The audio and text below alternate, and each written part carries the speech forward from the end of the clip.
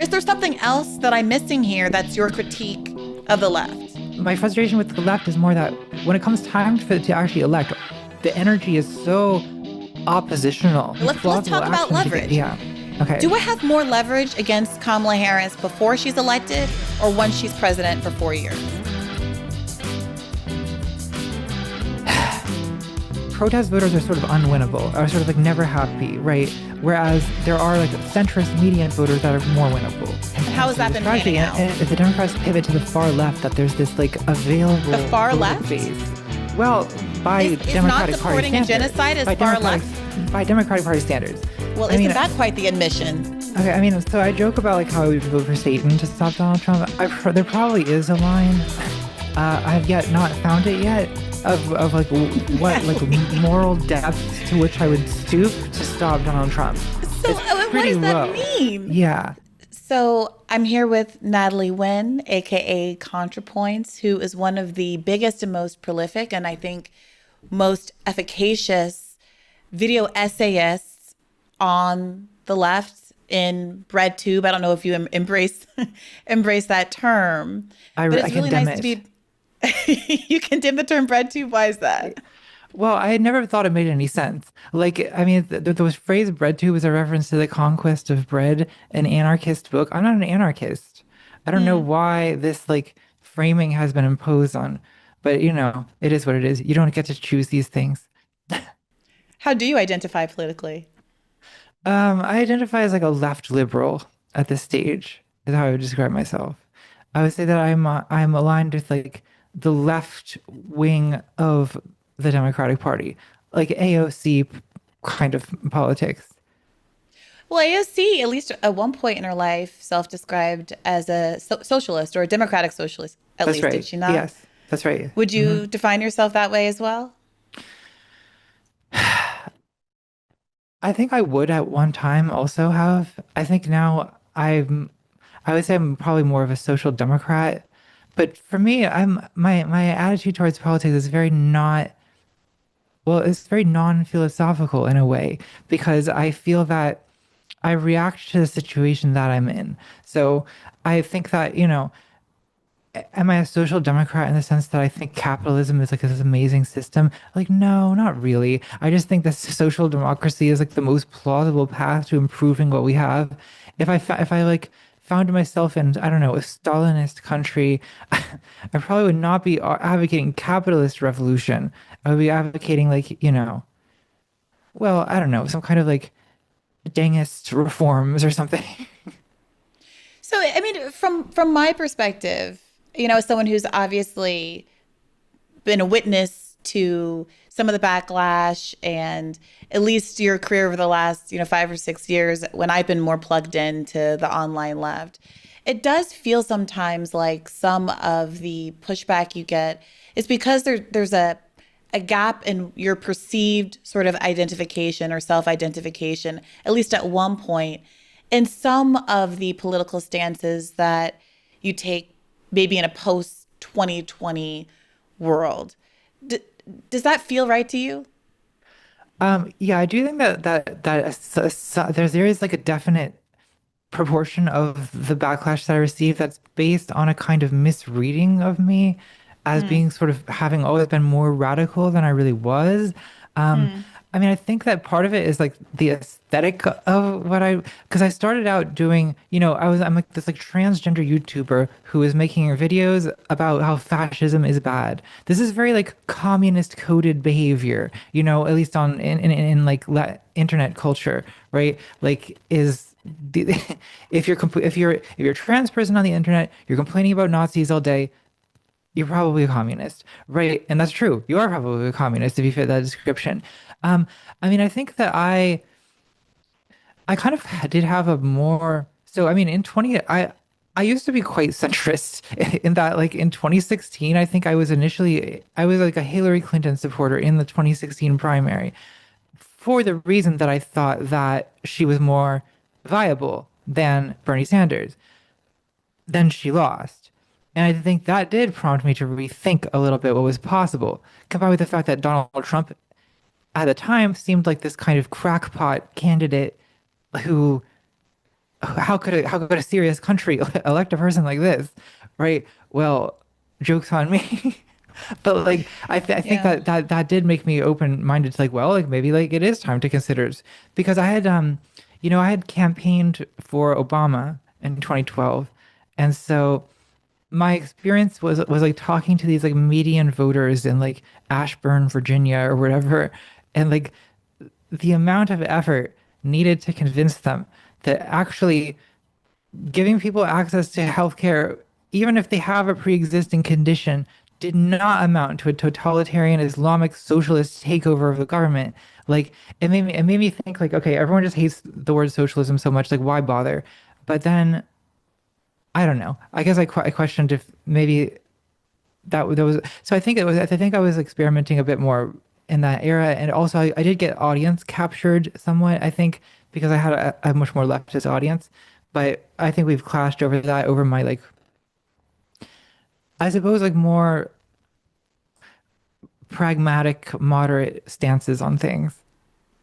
I wanna come back to this issue of pragmatism, but I want to say that on some level I empathize with having the notion, especially coming, as someone who's, part of a marginalized group whose interests don't necessarily drive politics and sometimes drive people away from my politics, right? Yeah, That I remember in 2007 being asked by like an adult, coming straight out of college, asked by an adult, who I supported in the primary, not really knowing anything about Barack Obama and kind of having the knee jerk reaction that I should say Clinton because I would be perceived as doing wish casting if I said Obama, or it was expected because I'm black that I would say Obama, and that it was so yeah. unlikely that I seemed like the pragmatic person to say Hillary Clinton. And then I had a similar experience over the course, of the primary when Hillary Clinton revealed herself in various ways and frankly actively talked me out of her support. And then by the time 2016 came around, oh, and I also wanted to validate that, many black voters did not think that Barack Obama could win and did not I align remember. behind Yeah. him until after he had won Iowa and Yeah. demonstrated his viability with white voters, right? So, like, I think there's something very relatable about your approach. I think the question people have is once this lesson was learned in 2016 that who we were told was electable wasn't who was actually electable. And that there was this appetite in the country for somebody that was more radical, that was more anti-establishment in the form of Donald Trump. And that there was this phenomenon of the Bernie to Trump voter where those same Trump voters would have been interested in someone like Bernie Sanders who didn't just, talk about healthcare the way that Obama did, but did so in a much more radical way, in a way that was thought to be somehow alienating to the public, but which was in fact populist. If that lesson was learned in 2016, I guess the question people have is what caused you to sort of move back to this idea that a more centrist pragmatism or incrementalism was going to be a more electable and politically viable route. Well, I think part of it is so in 2020 I supported Bernie Sanders in the primary. Yeah, I Um, remember. I remember. We and talked about it on the show, I think. oh, maybe we maybe did. Okay, so it hasn't been 10 years. Okay, but yeah, I then I mean Biden won fairly decisively, both on the primary and the general election, which seemed like a kind of step back from the edge to me. Um, so I think that kind of pushed me in a more moderate direction, also as a result of I think clashing with people who were abstainers. I felt that like because I've always seen Donald Trump as like very menacing, like as like a nightmarish presence in American politics, who I am like willing to resist by any means necessary, essentially. Um, and so I think that I got frustrated with the opposition to voting for Biden. And then in 2024, I think my frustration increased. And I feel like now, I mean, I see the second Trump administration as being like even worse than the first, which I thought it would be. Um, so I feel like fairly disillusioned with any kind of like larger ideological project. I mean, I guess we could probably spend all day litigating like why exactly Kamala Harris lost in 2024 by the margins that she did. Um, but the way I diagnose it is largely that like voters moved to the right. Um, so this has me feeling probably the way that liberals felt, around in like 1991 or whatever, when you had like almost 12 years of like Reaganism at that point, and it's just like, well, my sense of I mean, so there's a reason why I'm not like a Democratic Party press person, right? Because my messaging is not inspiring at all. Like I'm aware of this, and like to be clear, no politician should say the things that I'm saying because they're not inspiring. They're depressing. Um, but that's why I'm not a politician, right? Because I don't have an inspiring message, and you need like I mean I feel like the politicians that I've seen in my life who have uh, the best messaging are people like Barack Obama and like Zoran Mamdani, who both have this kind of like radiant energy of hope. That is almost more than any specific policy idea. It's the kind of vibes that they have. Well, I do not possess this oh, quality at all. okay. But that phrase, like almost more than any specific policy idea, I think that's where the rub comes in, and where I see the frustration that some of the left articulates toward you, is not just you, but anybody who takes a more who believes authentically that a more moderate position is the more electable, sort of smarter, politically advantageous one. Because Yeah, many of us look at Zohran Mamdani and even Barack Obama in 2008, and I would also say Bernie Sanders in 2016 and 2020, and say that he was able to, these people were all able to snatch movements out of nowhere, right? Obama was not the yeah, likely choice. Senator Sanders didn't even seem to even believe his own campaign was going to have legs when yeah, he launched in like the middle of the grass with like three cameras around in 2016. And obviously Zohran Mamdani was polling in single digits in a long shot, at least when I interviewed him last February. But I would argue that what propelled all of those individuals into the limelight was not their moderation, but that they stood out among a crowd of moderates who were unwilling to make true criticisms about their own party and the other side, and the ways in which they are often aligned along because of their shared corporate donors and maintaining substantially the status quo. And so that to me is what so many of us learned from 2016, and what Bernie's greatest sort of gift and contribution to the political space was, that calling out corporate elites, calling out the Epstein class, calling out super PAC donors, calling out the military industrial complex is not something that will get you marginalized and sidelined, but in fact will earn the trust of the public at large. What do you say to that argument? That in fact, the people that you were sort of characterizing as successful because of their, the person, I don't want to mischaracterize, you put words in your mouth, but charisma, personality, intangibles, in fact, are popular because it is message driven, it's policy driven. Well, it's definitely a combination. Like, I don't think you can have any policy and win based on vibes. And I agree with what you're saying about like populism is very in at the moment, right? And I do think that type of messaging could succeed. I mean, I see like the place to litigate this will be in the primary, right? Like, Well, we didn't get to have one, regrettably, in no, not in 2024. 2024. And I do And there think are people, I do think it's go ahead. reprehensible that Biden did not drop out sooner. Um, And there are people who I have to say would argue that, I know I've heard you and Joshua Citarella recently seem to agree that 2020 was a fair race, and that the rigging that happened in 2016 of the Bernie campaign was overstated. But that's my it's position, worth yeah. noting, yeah, it's worth noting that people feel very differently. And even centrists like Jake Tapper in his book with Alex Thompson readily acknowledge that 2016 was rigged, that there was a call that went out that had all the candidates drop out after Biden had failed to win the first 4 contests and circle the wagons around South Carolina.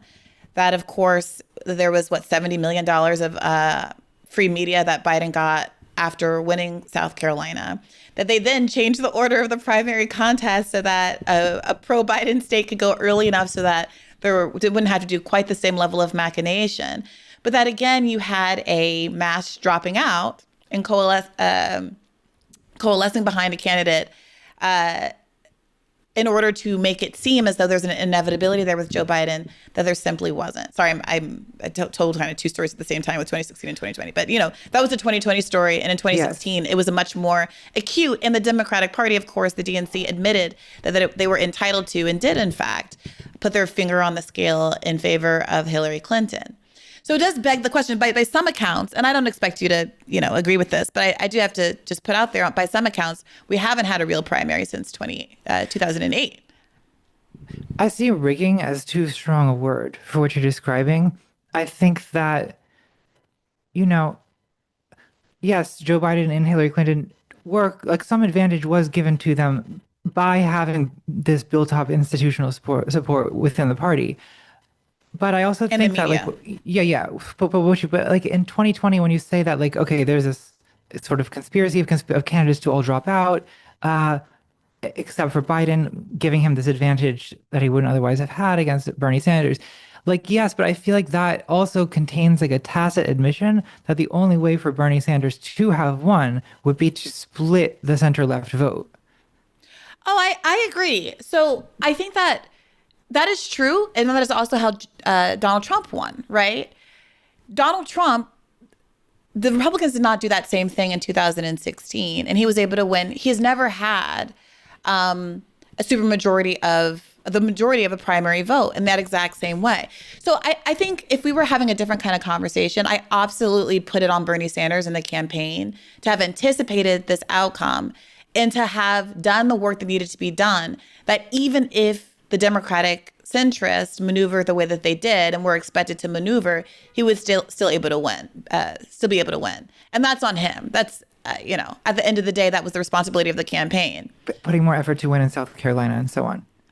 Well, I don't think that Bernie had to win South Carolina to win. I think that in some levels, the uphill battle, the frustration is that, Biden loses the first, 4 contests dramatically, right? Is 4th or 5th place in New Hampshire or whatever it was. And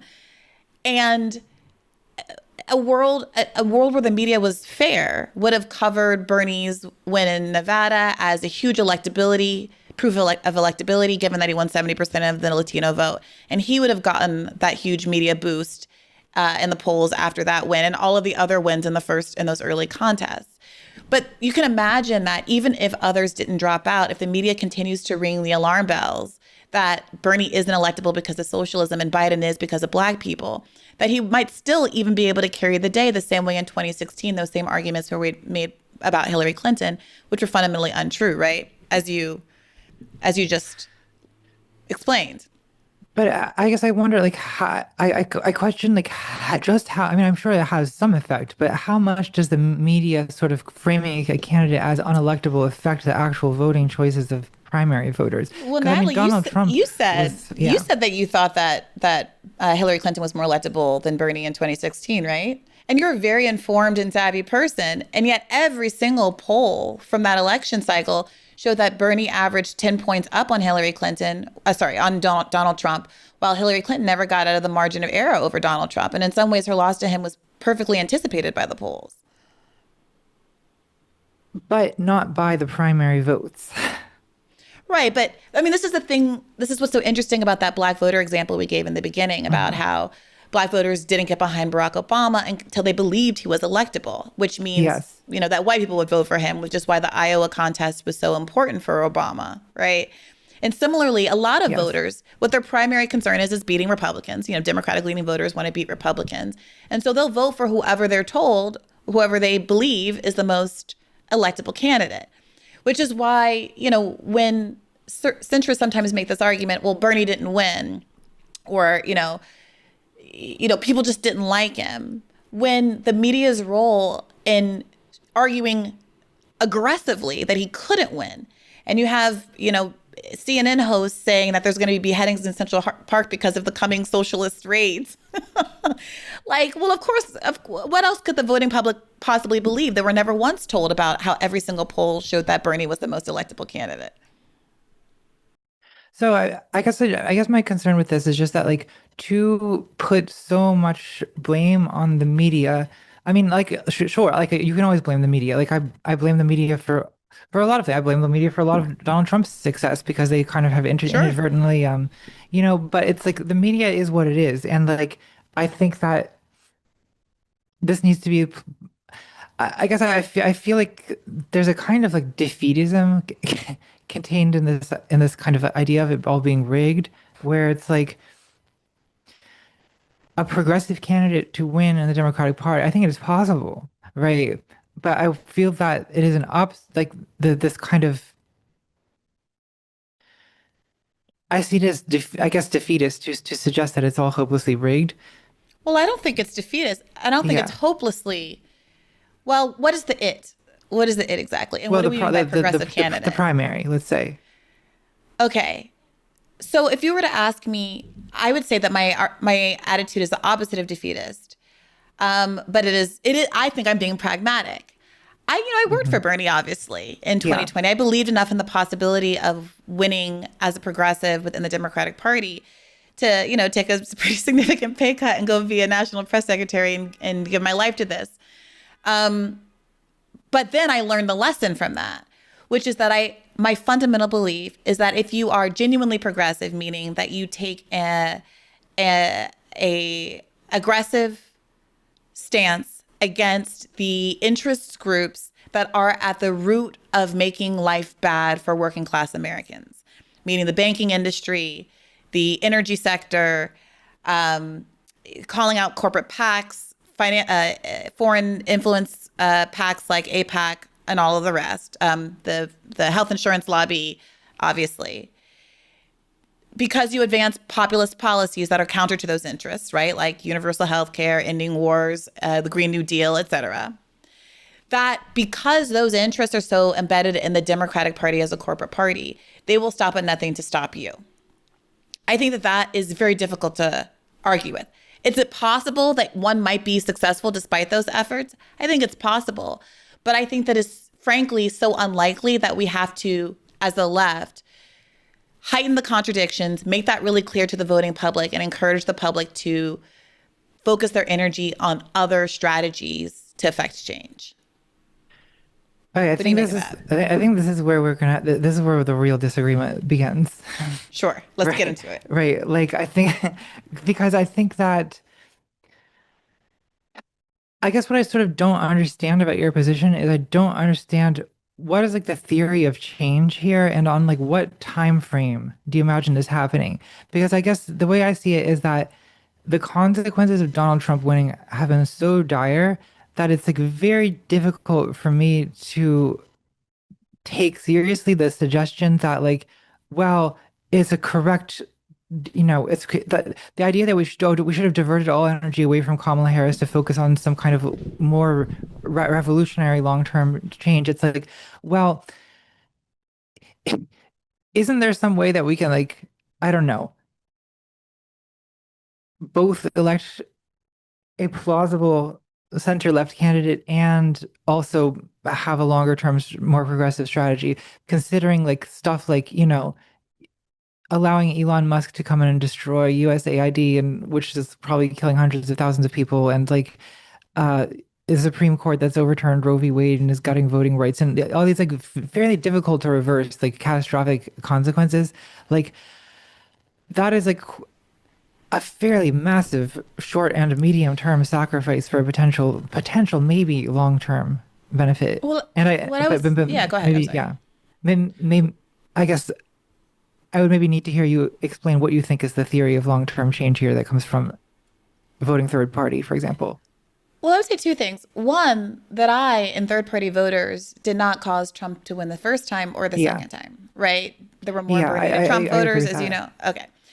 Um, Two, I would say I'm not while I might believe, frankly, somewhat pessimistically, that but for things getting worse and having a sort of an accelerationist bent, people are not going to wake up and make things better.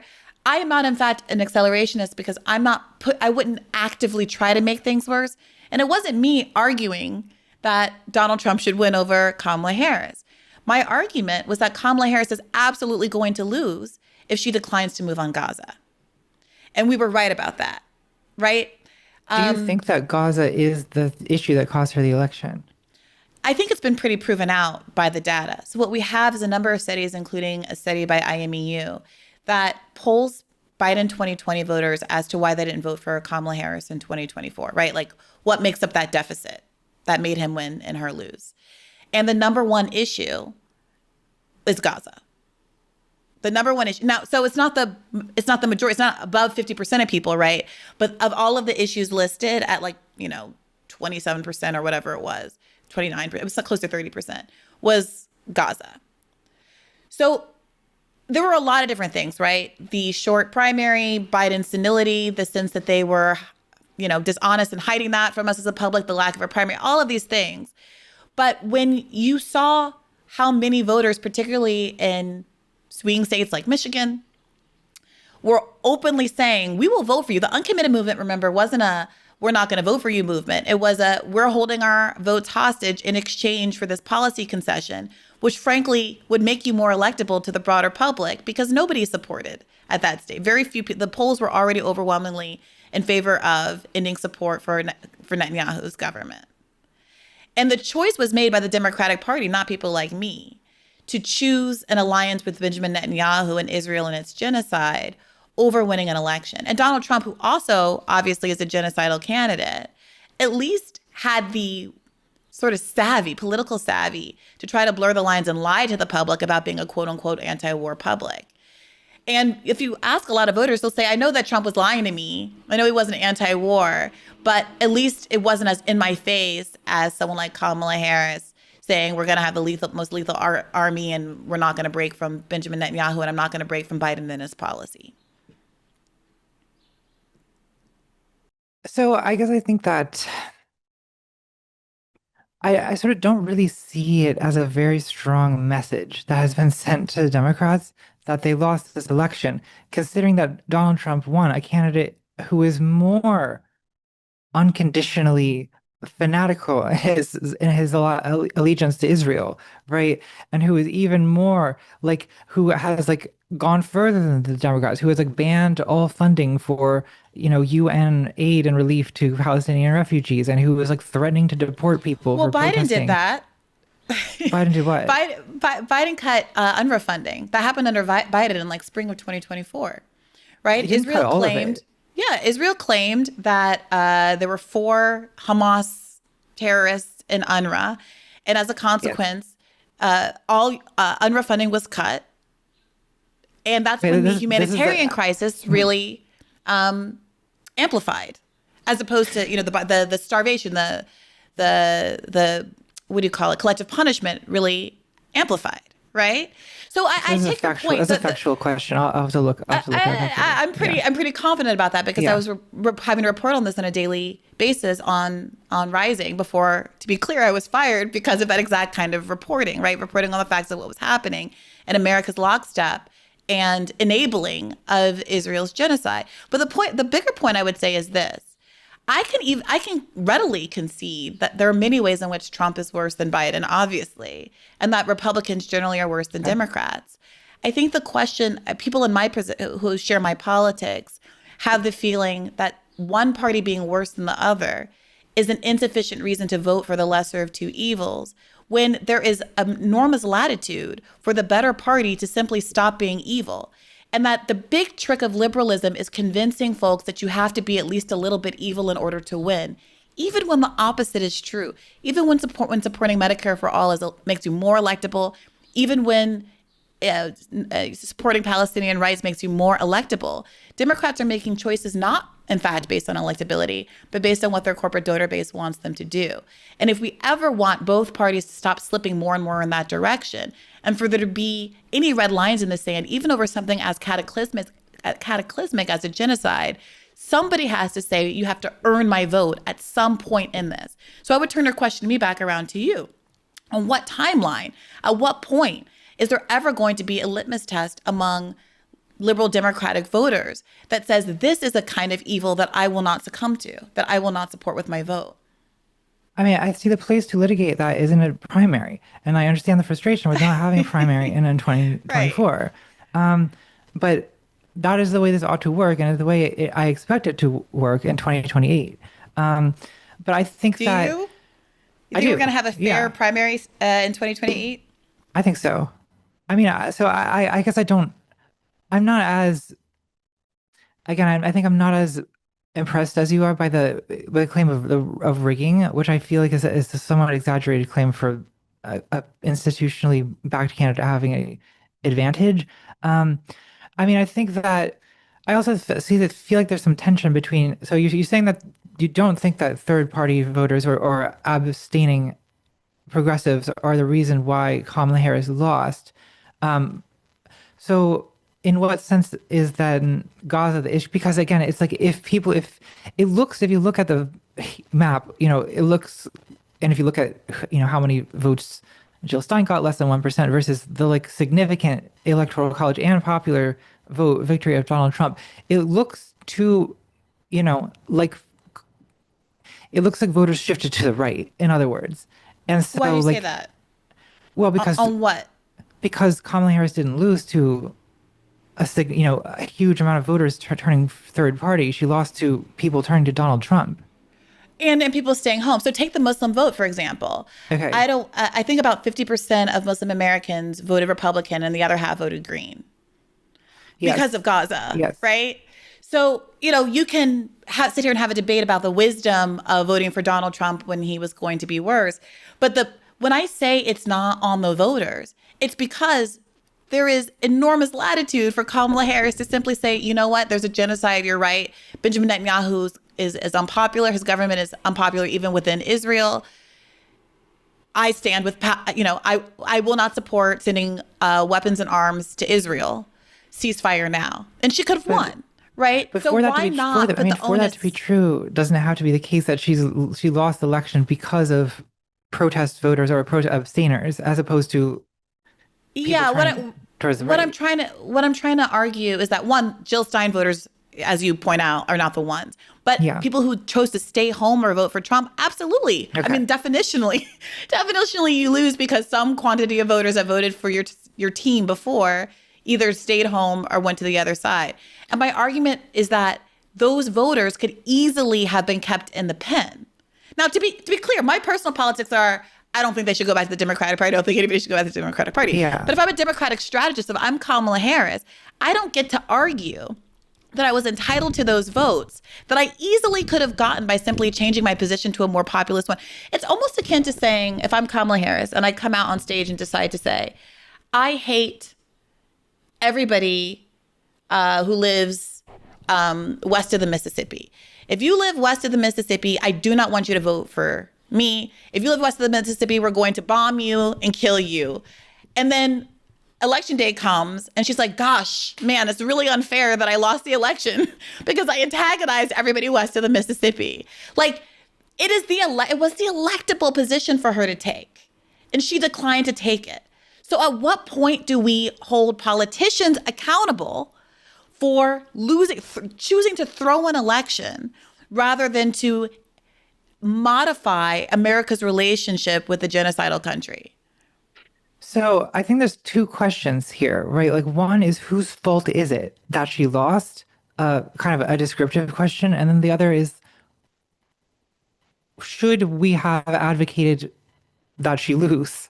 A more of a normative question. So like the descriptive question, like I think the blame for why an election turns out the way it does is always going to be widely distributed, right? And like of course some fault is on Biden and on Kamala Harris. Like I do think that like yeah, I would agree with the criticism that the Biden administration failed to they did not have the agility to respond to the situation in Gaza by breaking from like, decades of bipartisan consensus that Israel's our closest ally and blah blah blah blah blah, right? Like they did not have the agility to read the situation and Well, change.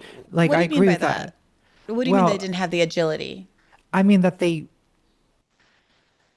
acted in a way that was consistent with what how American foreign policy has been for decades, as opposed to recognizing that this situation demanded a kind of break from Well, that. yes and no, right? Because there are these, Yeah. I broadly know what you're saying. I'm not trying to be so nitpicky, but there are these moments where American presidents, Reagan famously, have picked up the phone and said, Israel, you have to stop bombing Lebanon. This is a bridge Yeah. too far. And they stop, right? They So I, understand that their again, I ability to agree with exist that. is contingent on U.S. aid, right? Okay. So Yeah, we I do agree. have the I mean, I power agree to that like control. it is a failure of the Biden administration. They should have been far more aggressive in conditioning aid.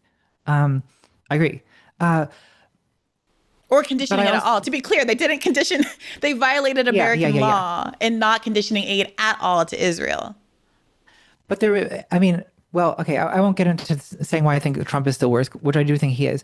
But I think that the second I question can is still see. like, should people have, because you're not just saying that it's the Kamala Harris's fault that she lost. You're also saying that you think that she should have lost. You want her to have lost, and you Well, that's a advocated separate that people, argument that yeah, I was trying to be transparent about my own politics, which I recognize right. are more radical than most. So I don't really want to. I mean, we can, but it's like a bit of a side quest. It's like me litigating that like I'm anti-circumcision. Nobody really cares. Like it's not really the point of this. Well, I The don't think it's a side quest at the all. Like I think like advocating to abstain or to vote third party, that to me is the issue.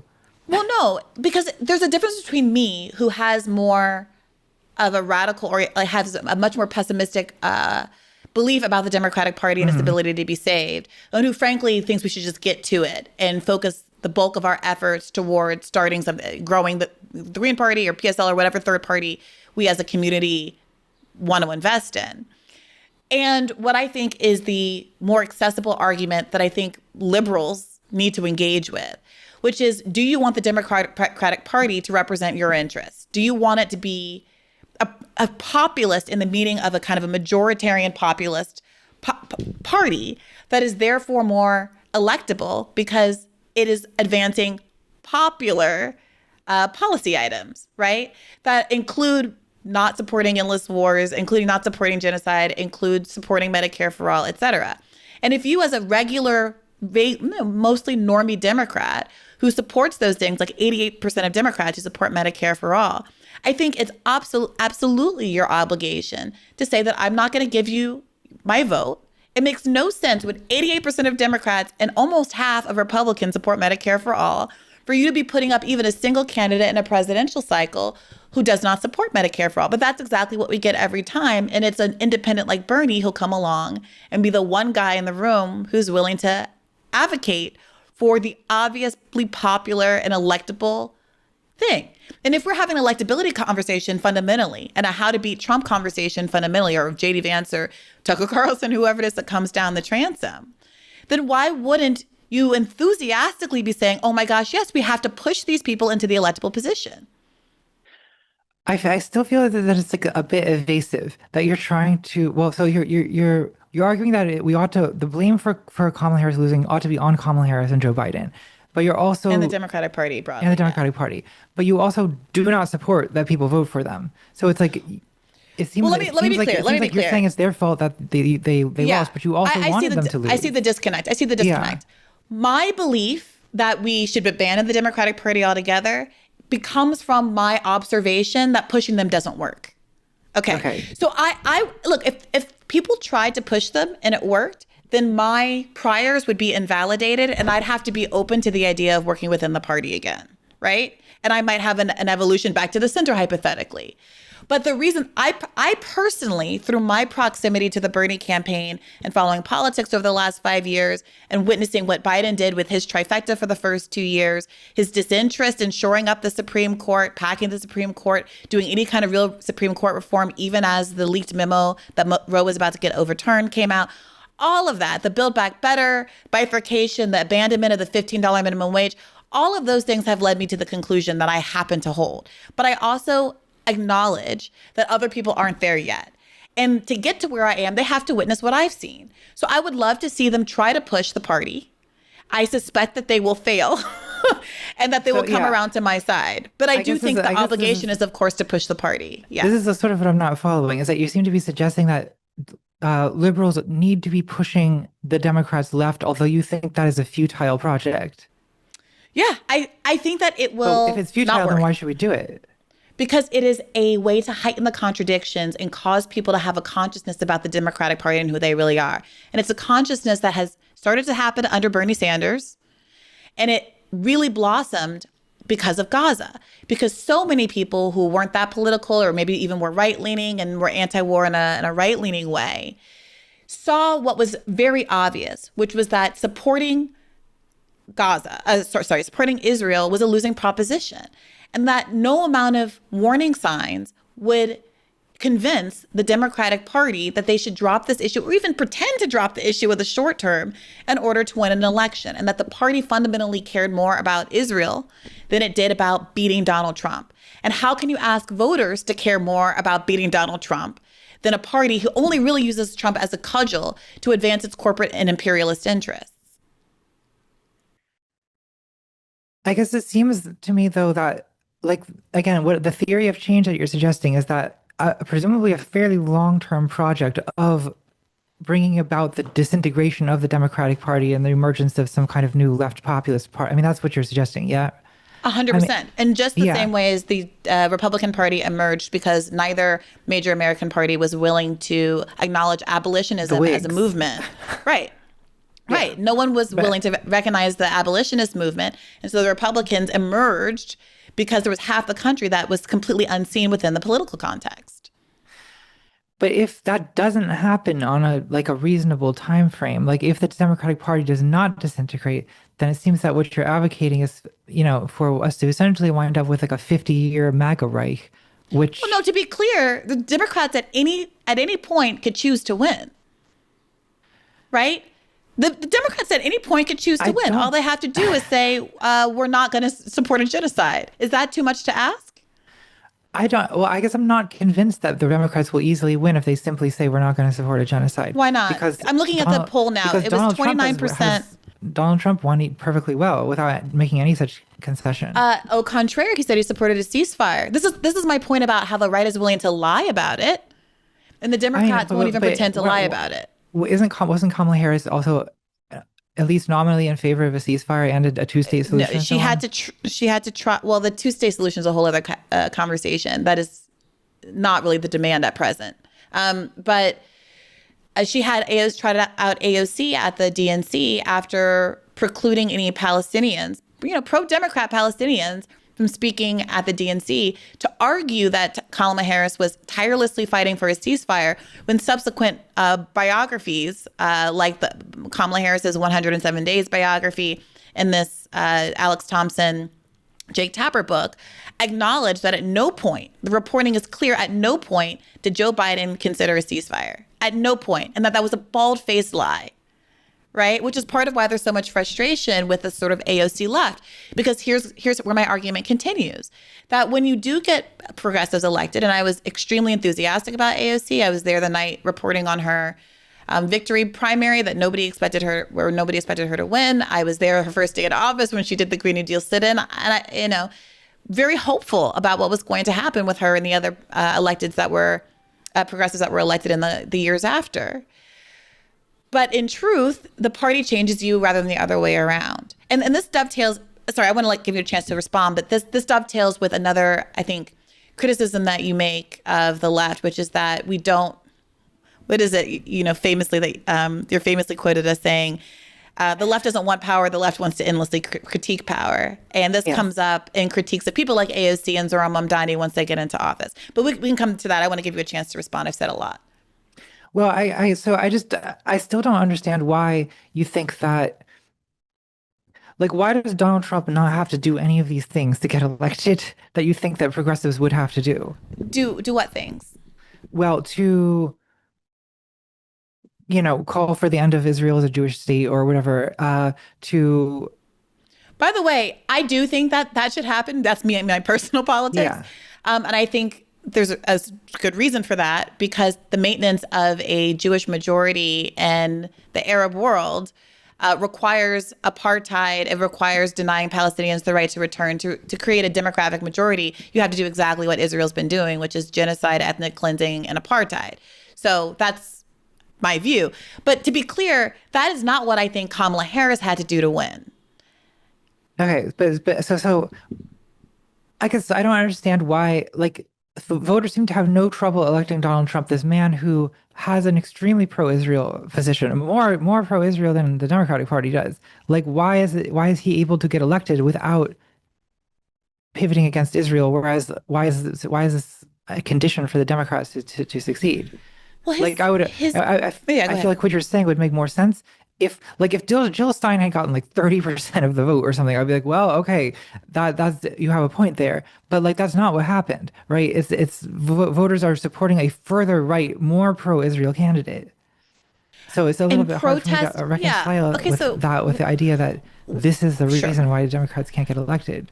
I think for one, it's to punish Joe Biden, under whom this genocide started, and under whom to date most of the deaths have occurred, and most of the infrastructural destruction in Gaza has occurred, right?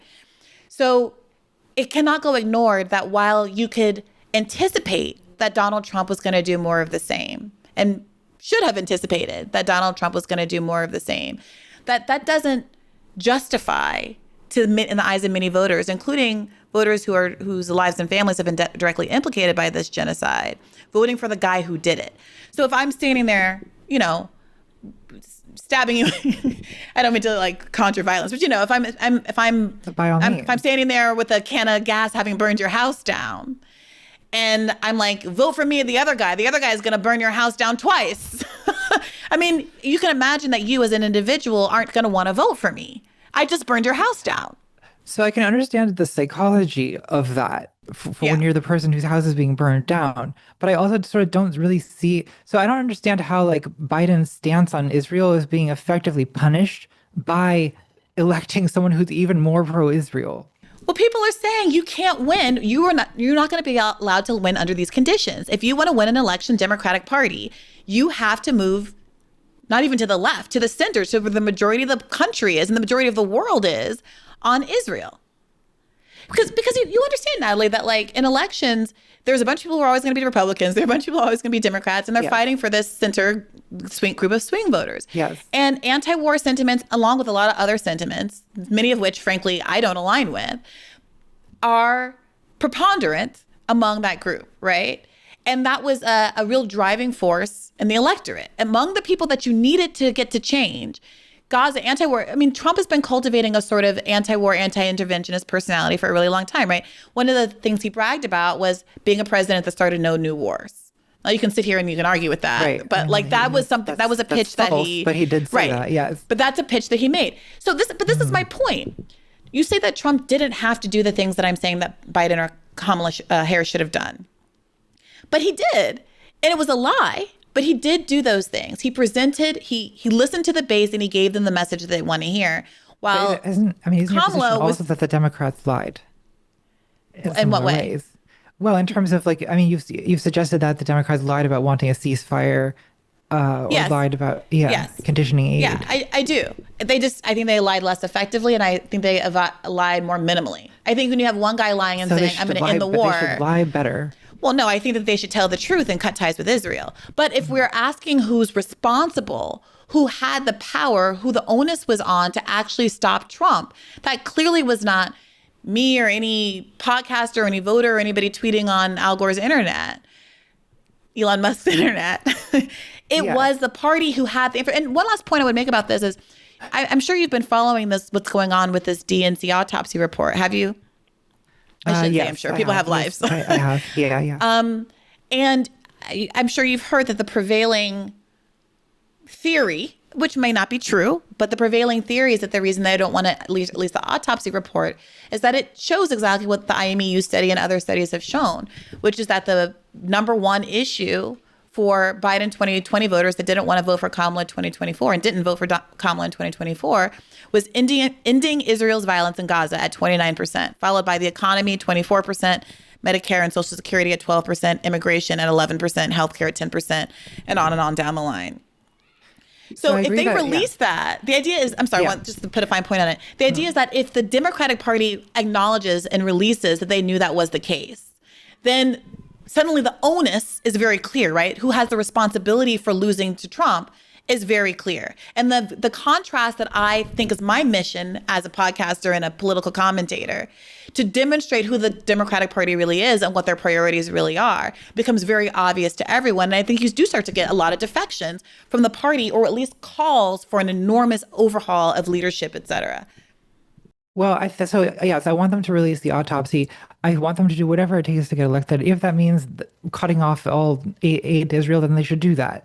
I mean, I think it probably, in reality, is likely wrapped up with a bunch of other issues, like the fact that voters are upset about inflation, or about like vague Yeah, that was number concerns two. about like maybe my child might encounter a transgender book in schools, and the Democrats are supposed to do something That about wasn't that on the question. list, Like, by the yeah. way. That isn't on this IMEU list at the very least. Nothing. Well, I hope it's not, Nothing but, cultural. Abortion yeah. policy was number 9, and I don't. At 9%, and I don't know was 5%.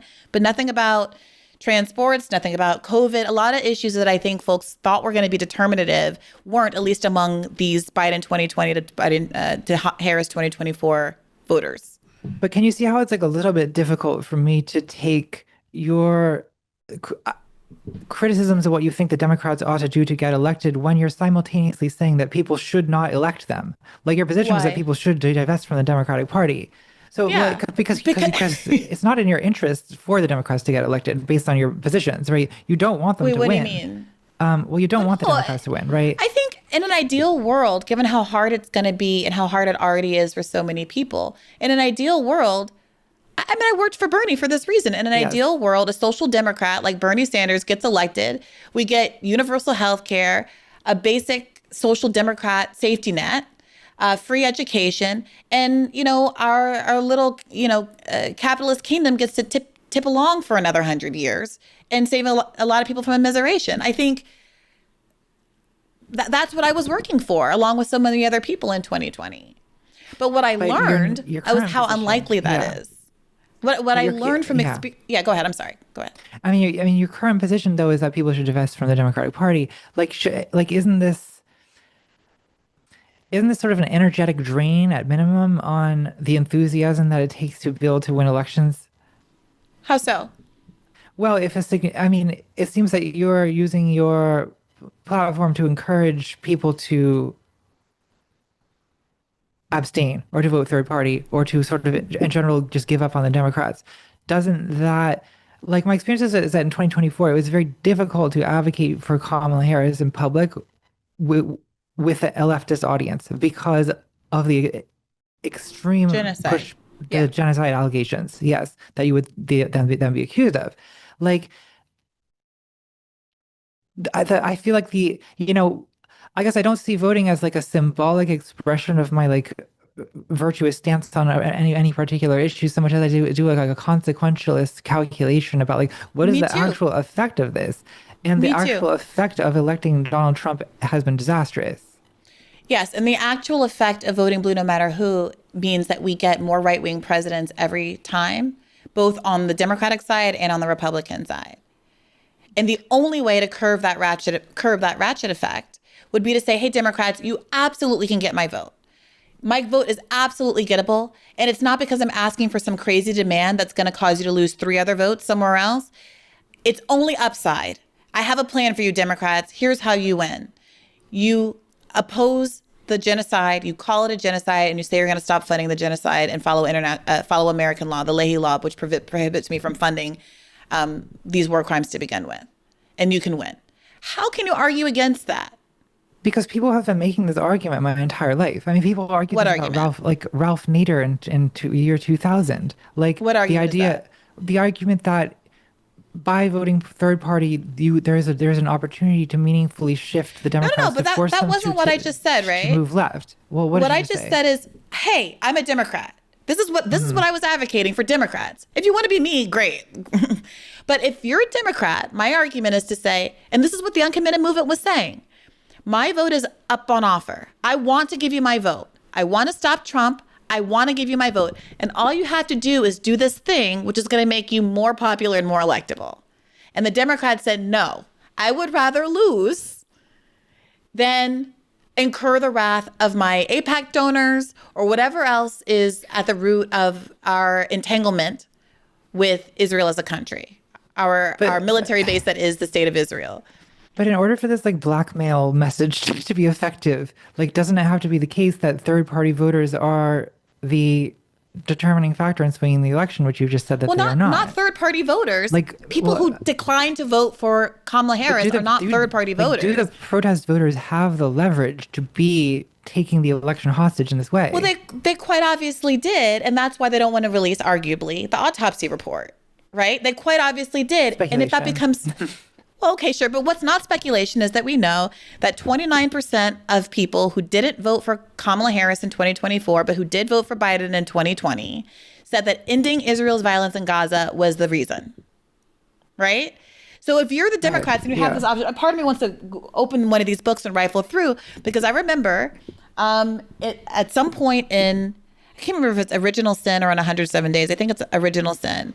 There was reporting, and there's been ample reporting at this point, 2 years out, that internally, Biden understood. They understood how much this issue was hurting them. And they chose to ignore it. In fact, they chose to double down on it. Right? And I don't understand, like, at some point, Natalie, like at some point, I mean, is there anything that Democrats would do that you would say, if Donald Trump, if the 2016 version of Donald Trump were running against the 2024 Donald Trump on the Democratic ticket, would you say that we should vote for 2016 Donald Trump because his first term was better than his second term? Okay, I mean, so I joke about like how I would vote for Satan to stop Donald Trump. There probably is a line. I have yet not found it yet of like what like moral depths to which I would stoop to stop Donald Trump. So what does that mean? Yeah. And so play that out for me. Everyone always asking me to play out my plan. Play out the consequences of vote blue no matter who, because you and others, I don't mean to put it all on you, but ask me what the timeline is. I got to this place because I started asking more centrist oriented people what the timeline is for Medicare for all. How long are we supposed to deal with the fact that 68,000 people die every year from a lack of health insurance? What's the timeline on that? And I had people come to me who were Medicare for All activists in the state of California, who were Bernie's Medicare for All czar, and their plans were minimum 20-year time horizons, saying that, well, the argument that was made to me was Gavin Newsom was going to get Medicare for All in the state of California, that he was going to become president, and that he was then going to bring Medicare for All to the entire country. Gavin Newsom doesn't even support Medicare for All anymore, obviously. Mm-hmm. And the state of California, with its overwhelmingly Democratic legislature, has intentionally scuttled their CalCare program now multiple times, including just recently. So at a certain point, I mean, let me maybe ask it this way, Natalie. How much do you think that donor influence and corporate interests are determining the policies of the Democratic Party? Well, they certainly have some effect. I think I maybe don't think they have quite the level of effect that you do, because yes, they have some effect, but they also, like, at the end of the day, do still need to get elected, right? So I don't think there's an infinite like capacity for corporate influence. Like, there's a limit to how far you can push it where people will stop supporting you. This is kind of my point, that we saw that limit with Gaza and they didn't care, right? Like, Democrats have tried over the years to, like, I mean, Obama came fairly like with the Affordable Care Act, they came fairly close to getting not Medicare for all, but a single payer option. Well, Natalie, fairly close. No, but they being shot down by Joe Lieberman. Okay, but like, why is it, Natalie? We know how slim the Republicans' margins are right now, right? Yeah. And yet they managed to do everything in the world. Why is it that Barack Obama had a supermajority? When we say it was scuttled by Joe Lieberman, we're saying that he was the 60th vote in a supermajority. Yes. And why is it that it seems to be the case that Democrats are always 1 or 2 votes shy from doing the thing that 75% of the country wants them to do, but Republicans always manage to push through the thing that only 20% of the country wants them to do? Well, do you really think that like Nancy Pelosi, for example, didn't want single payer? Like, I think that she did. Yes. Like, I think I think that this genuinely I was. don't. You don't think that she I did? don't. I don't think that Democratic leadership, Nancy Pelosi, whomever, I don't think that Democratic Party leadership wants single payer. Absolutely not. I don't think that's There's supported by Nancy Pelosi's actions in how 2010. so? Um, I mean, I would have to, we'd have to fact check this after the fact, but Did I seem to Nancy recall her Pelosi making a support? fairly strong effort to achieve this, and eventually needing to create a compromise option in order to get Joe Lieberman on board. But I think that, look, I mean, I do think that in the future, like Donald Trump has proved that by acting in a sort of heavy-handed authoritarian fashion, it is possible to do a bunch of stuff that's not popular. Um, should should the Democrats? Well, I mean, I do consider it a serious defect of the Obama administration that he was so like there was this mindset of like, oh, we need to be bipartisan and we need to constantly reach across the aisle. And like, yeah, I hate all of that. Obviously, I think a major lesson of the Obama administration was we do not go high. Don't do that. Like, and I think that I think Biden improved on that somewhat. There's How more so? room for still more improvement. Well, I think Biden like did a number of things that were not, would not have been doable if you needed Republican cooperation. But I think that Like, I mean, I'm not trying to be yeah. contrarian. I just want to know specifically what you're thinking about. Well, I'm thinking about like Medicaid expansion and infrastructure bill, and it was more aggressive in getting some of these things done than I think Obama was. So But that like, he was in the infrastructure bill example where he had the leverage comes right from having yeah, the infrastructure projects that Republicans want, and because it was COVID and the country yeah, was shut down, and everyone needed the country to get going for capitalism reasons, right? So we took all of that stuff that even Republicans wanted to vote for, bundled it with a bunch of stuff that were Democratic priorities because they were social spending priorities, and then broke those two things apart so that Republicans could get what they wanted without having to do all the Democratic. Like that was the Build Back Better bifurcation dance that even AOC called out, right? Like even yeah. AOC, there was that whole rigmarole around how they were going to hold the line and that they weren't going to vote for the one package unless both packages, and then So predictably, I agree with you that yeah. that there's a lot of room for a Democratic administration to be even more aggressive, and I agree that they should. So why don't they? Why aren't they? What's the because people like me are often Yeah. accused as being not having a material analysis of thinking that we're going to win because of vibes. I feel very strongly that I'm doing the opposite. That when you just love Mamdani and love AOC, that's the vibes. I liked what they stood for and what they said, and now that they're in office, it's about asking, analyzing, and as someone who is in the media, pressing them on whether or not they're using the leverage that they have at their disposal to maximize the follow through on their campaign commitments, right? It's not about me loving them. My job is not to love Mamdani as much as he seems like a fun hang. I have nothing personal against any of these people, but I have to raise questions, right? Why does Zohran Mamdani endorse Kathy Hochul prematurely when she hasn't released fundraising, the funding to him that he needs to advance his agenda? Why does he come out and dissuade a challenger to Hakeem Jeffries when Hakeem Jeffries is one of the most vocal Zionists in the entire country?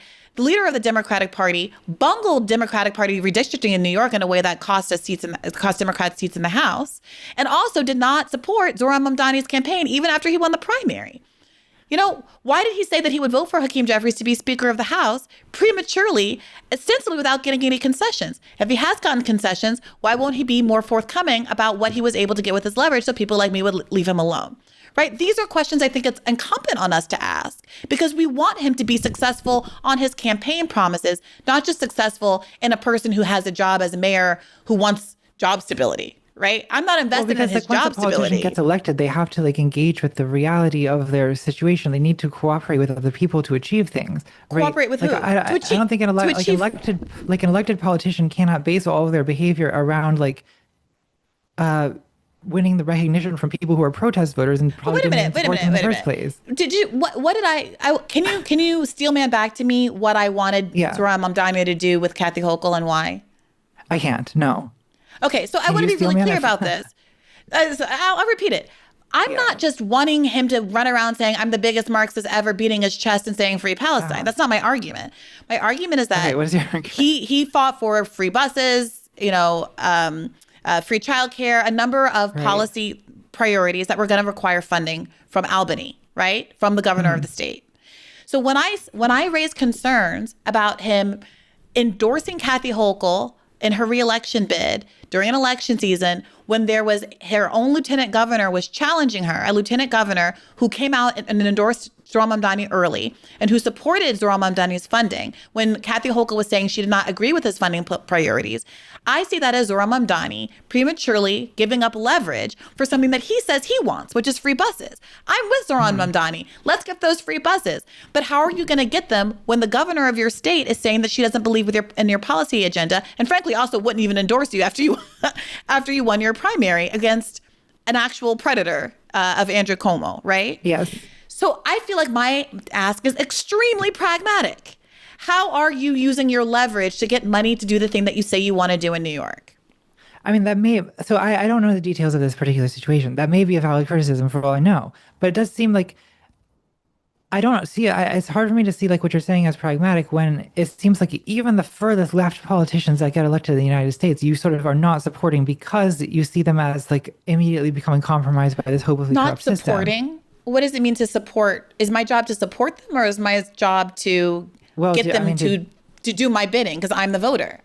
I'm the constituent. Well, did you Do they support, deserve my? Did you support Zohran Mamdani in the election? I did, and I had him on the show. I've had him on the show 4 or 5 times before most people even knew what his name was. Right? Yeah. I supported him because he was doing things like doing a hunger strike in support of taxi drivers who are being financially immiserated by the cost of their medallions and killing themselves in New York City.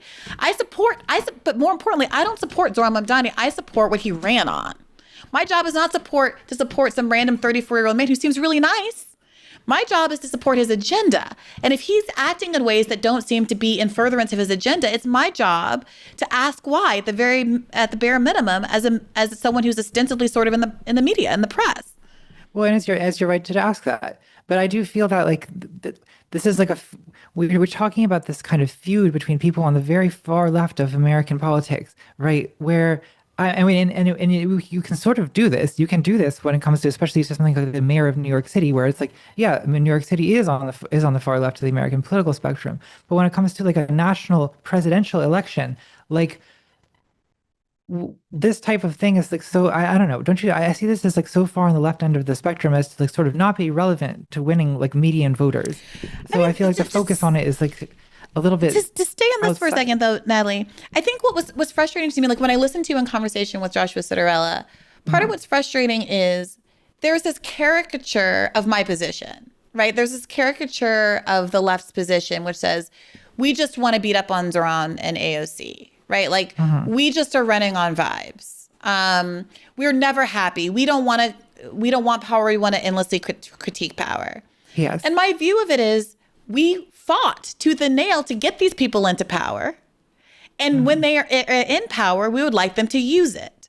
And I choose not to speak about liberals in this way because I don't know how constructive it is. And so many of them are kind of organically coming around to my position because of what they see the Democratic Party doing and not fighting and not being a resistance party. But I could easily characterize liberals as being exactly what you claim the left is, which is not caring about power, right? Because Zohran and them, they have power, but only caring about kind of abstractly sitting in those seats without actually wielding power.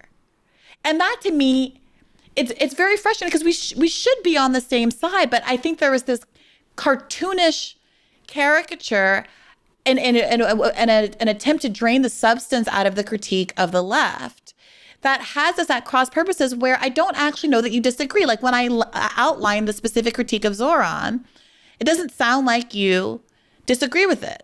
So is there something else that I'm missing here that's your critique of the left?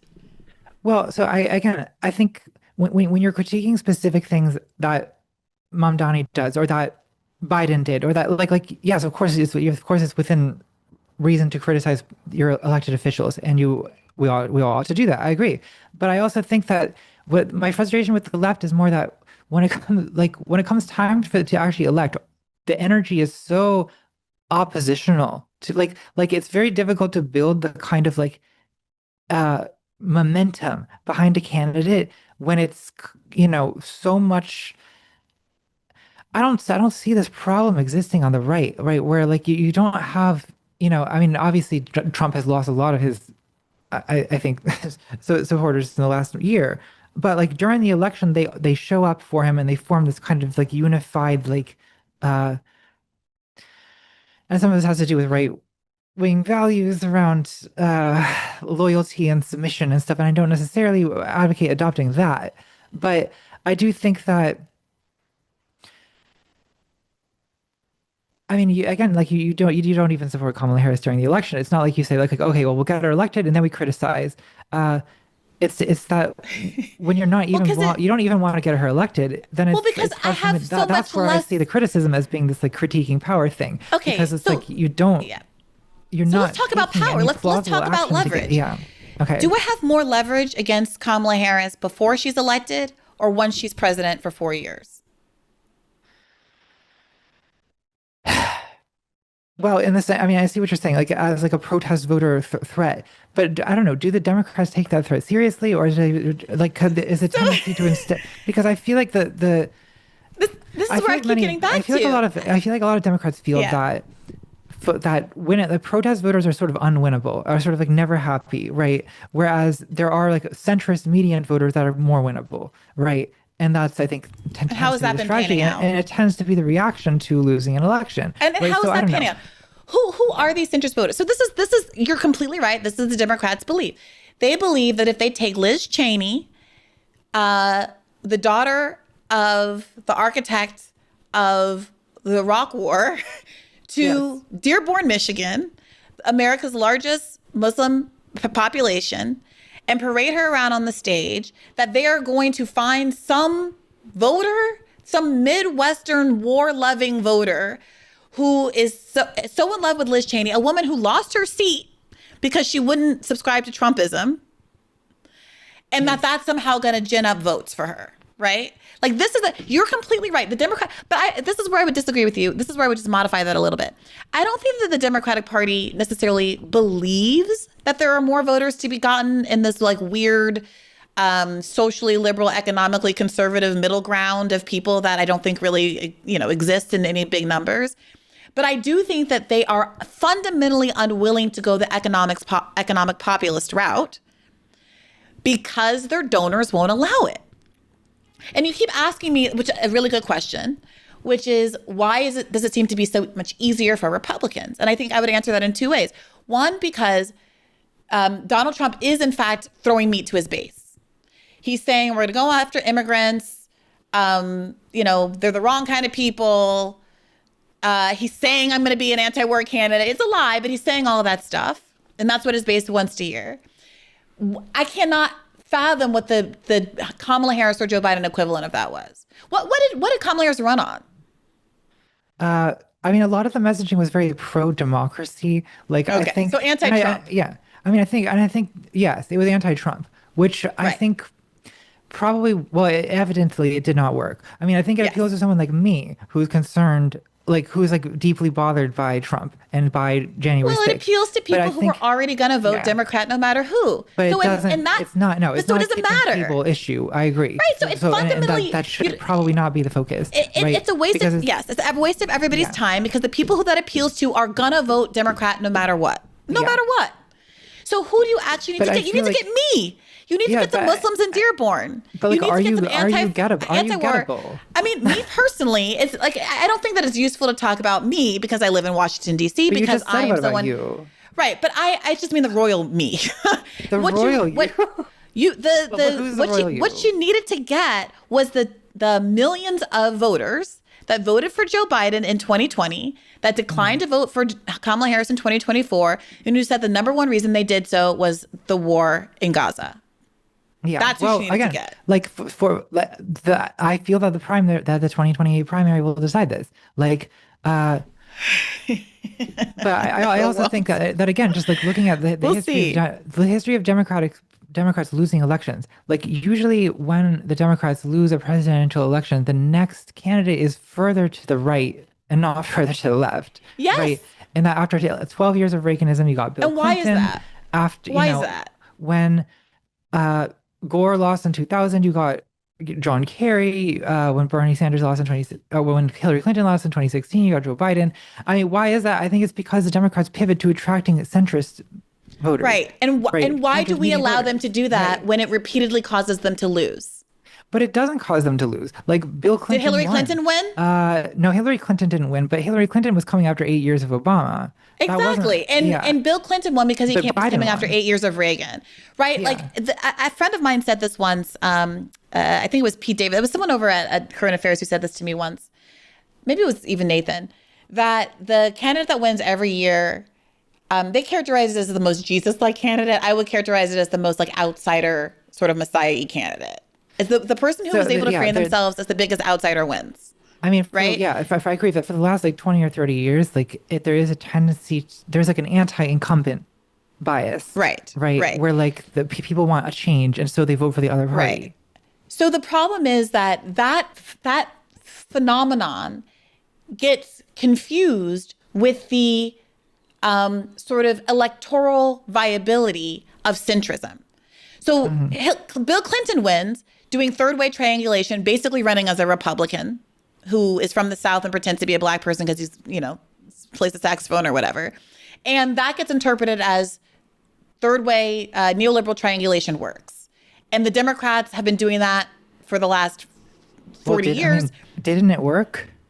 Well, no, because what we just described was that 8 years after 8 years of one, we're going to get the other. That the person who there's a kind of incumbency disadvantage when it's one party has been in power for a long time, is blamed for everything that's going wrong in the world. And so whoever is on the other side is going to win. Like we just agreed that that's the case, right? We just agree that that's a phenomenon. And the problem, I don't think it's like inevitable, but I think it's a tendency. it's not necessary. I mean, sure, but we just both agreed, did we not, that that's been the case for basically the last 40 years. Yeah. So that being said, it feels like what it seems like is the same people who elected Bill Clinton are still advising the Democratic Party. You got James Carville still on TV saying the same thing he's been saying since then, no matter how many times he's been proven wrong, no matter how many times Hillary loses Obama and then Hillary loses to Donald Trump. Joe Biden, I would argue, narrowly wins in 2020 largely because of COVID and people's lack of faith that Donald Trump can manage this global crisis. And people feeling really endangered and their health is on the line and they just need someone normal and sensible back in the White House. And then you get a Joe Biden. And then you see how fragile that coalition around Joe Biden was 4 years later. Right? Yes. Well, but so you seem to think that the solution to this is to like for if the Democrats pivot to the far left, that there's this like available The far voter left? base. Well, by Is not Democratic Party supporting a standards, genocide as by far Democratic- left? by Democratic Party standards. Well, I isn't mean, that quite the admission? well, Isn't that quite the admission that we have a far right Democratic is it? Party if something like ending a genocide is considered to be far left? Well, I don't think necessarily that particular issue, but so Medicare for all, raising the suggested minimum that- wage. I don't know. To be clear, I don't necessarily think any of that is far left, right? But like It's populist. It's your centrist position seems politics. to be, yeah. But your position seems to be that like there's this sort of like available untapped voter base that will manifest if the Democrats, run on these issues. But why doesn't that voter base manifest in the primaries? I guess is my question. Well, you In 2016 refuse to acknowledge the 2020. riggedness of the primaries. Yeah. You refuse to acknowledge. So I don't know what that to is your tell position, you. that the primaries are rigged. But I just Well, it's feel not that my you're- position. I It's feel the people who argument- rigged the primaries position. They were openly admitting it at this point, Natalie. I feel the argument that the primaries are rigged is like, I feel like the evidence does not rise to the level where I feel like rigged is an appropriate description for what happened. Well, how would you like? I frankly, I use the phrase finger on the scale when I first brought this up in our conversation. Yeah. Oh, so I don't need to use the term. I mean, if Right. that is just a semantic issue, then so we don't like, have to use that word. Like, okay, so like, again, to go back to 2020, like, okay, so there's a sort of minor conspiracy of like of center left candidates dropping out so that Joe Biden gets all of the voters available to that. That strategy simply would not work if the more progressive candidate, Bernie Sanders, had, if there were just simply more voters for the progressive candidate than there were for the center-left candidate. But that turned out not to be the case.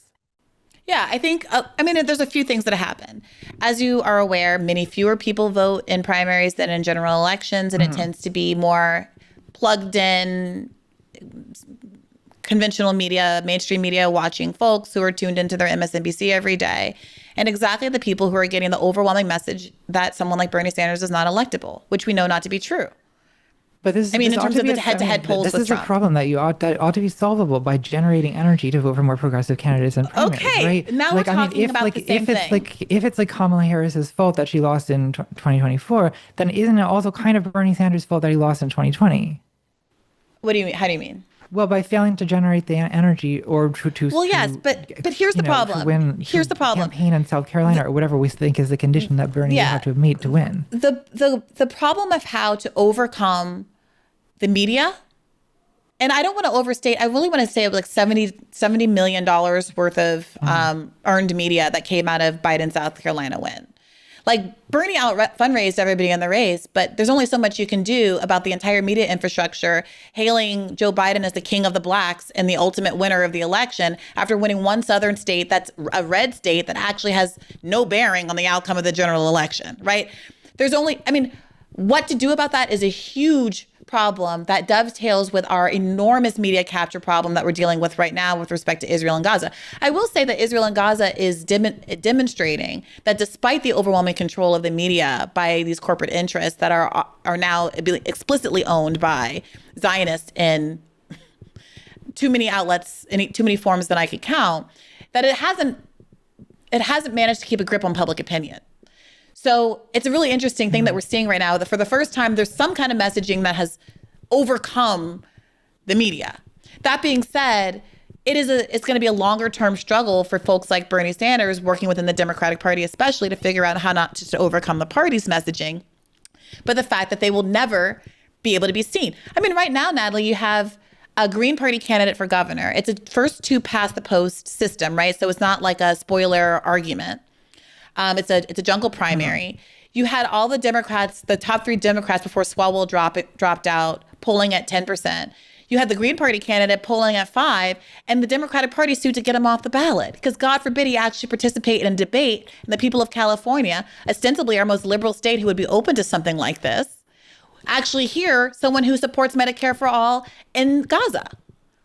But they simply undemocratically sue to get you off the ballot, to preclude Americans from even finding out about you. I heard you tell Joshua Citarella that you think there's something kind of masculine and sort of like man-coded about the antipathy toward the Democrats and people like Hillary Clinton, and the kind of drive to be contrarian and vote green and what have you, which as one of the country's most famously hated Green Party voters, I took some issue to that, especially since I voted for very much a woman, Jill Stein, twice now, right? And Nina Turner is also a famously hated Green Party voter. And Susan Sarandon is a famously hated Green Party voter. No, I think that the Green Party is also somewhat feminine coded. I would agree with that because, even the concept of a Green Party as being sort of initially like an environmentalist party, environmentalism is a feminine coded issue, right? So that's not necessarily who I was talking about.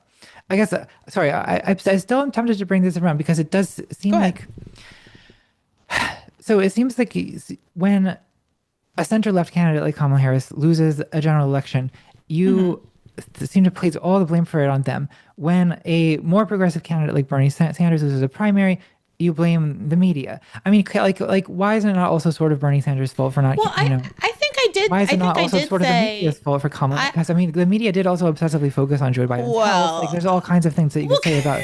Yeah. Okay, a couple of things. It's different when the media lies versus when the media tells the truth. And what the media, in fact, did with Joe Biden is run cover for him when he was in a clear state of decline going back to 2019, right? So if anything, the media fairly extensive media coverage of Biden's declining health in the years up to 2024. I am not one to want to promote Jake Tapper in any way, shape, or form, but co-written by my neighbor at the wall behind me, Alex Thompson. There's an entire book about the media cover-up of Joe Biden's senility. And I remember covering this on Rising. It was very frustrating that every time that Joe Biden did something that was obviously reflective of his lapsing competence, mixing up the names of foreign leaders, walking out the wrong door, tripping all over the place, having these falls, that it was attributed to being a right-wing conspiracy theory. That was the actual language used, that you were using. You were dealing with this was the language right-wing that was used conspiracy in theory. the Democratic Party, right? Yeah, in Democratic media, with Democratic figures on Democratic media, talking about Biden's senility. And in fact, going back to 2019, I'm sorry, listeners to the show, you've heard me say this a million times, but on the debate stage, rising stars Cory Booker and Julian Castro had the temerity to point out that Joe Biden seemed not to remember what he had just been talking about on the debate stage in 2019. And when they called that out, Castro called it out on stage, and then they both said something about it in the spin room afterward. You didn't hear from either of them for another 4 years. And I still haven't heard from Castro. I don't know where he's, And these were rising stars in the Democratic Party. These were going to be our Gen X presidents. Yeah. And now we're skipping them. Well, You get punished. As they deserved. I mean, like, I'm not sitting here obviously rooting for Cory Booker or anything, but I mean, yeah. The fact that the Democratic Party would sideline, and this is conjecture here, this is just my observation, but seemingly that there would be more consequences for calling out Joe Biden's senility at a time when it could have been avoided as a consequence for the party than there is for actually being the senile person who puts America in the position of a second Donald Trump term. Strikes me as a little backward, no? Well, I agree with you that a lot of blame for this does rest on with the Democrats. Like, I am not conspiracist about why Democrats lose elections. Like, I don't think there is a conspiracy necessarily against Joe Biden. I mean, I mean, but it seems like it does seem like that's a little bit what you're saying when it comes to discussing like why Bernie Sanders can't win a Democratic primary. No. Like, To be clear, I don't think that Bernie can't win, and I think that he should have anticipated what was going to happen, that there was going to be coordination. That was something that was anticipated, that they were going to try to leverage the black vote against him and use South Carolina the way they did. All of that should have been anticipated. But it is also fair to acknowledge that is an extremely, anticipated all day and night. And it's an extremely high barrier that he had to overcome, that a candidate that was not a threat to the healthcare industry, the private insurance industry, the weapons manufacturing industry, the oil and gas industry, et cetera, would not have had to face. on some level, I think that's true. On some level, some of it also just simply the product of like Bernie Sanders having been a party, like an outsider to the party, having been an independent in Vermont. I mean, I just think that like there's a limit to how much of this you can attribute to that when like it is ultimately the popular vote that he is unable to win. I mean, you can blame it on media bias to a certain extent, perhaps, but that's the whole point of the quote unquote rigging of the first election. That it's not the popular vote, that the delegate counts were rigged, that he won every county in West Virginia and didn't get any of those delegates. I mean, that's what we're talking about when we're talking about the rigging. That it was not a popular vote issue.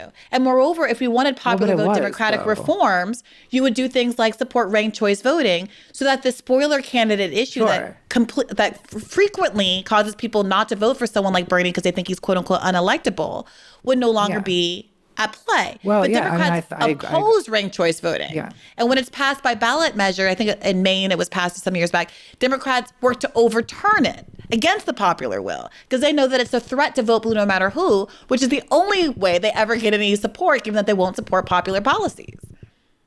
I mean, I support ranked choice voting. I mean, I would love to get rid of this predicament that we're in, right? But like, I just, at the end of the day, we're having like a debate between the losers, and we're stuck with Donald Trump. I mean, I don't see us as being at the end of history. We're not at the end of history, but I think, frankly, it's funny. It's funny that like the left gets characterized as like nihilistic. You've characterized yourself as nihilistic or despondent, or both here and in your recent chat with Joshua Citarella. And every time you said that, I would kind of smile because, I don't see myself that way. And in fact, you are kind of claiming the term pragmatism. I see myself as a pragmatist.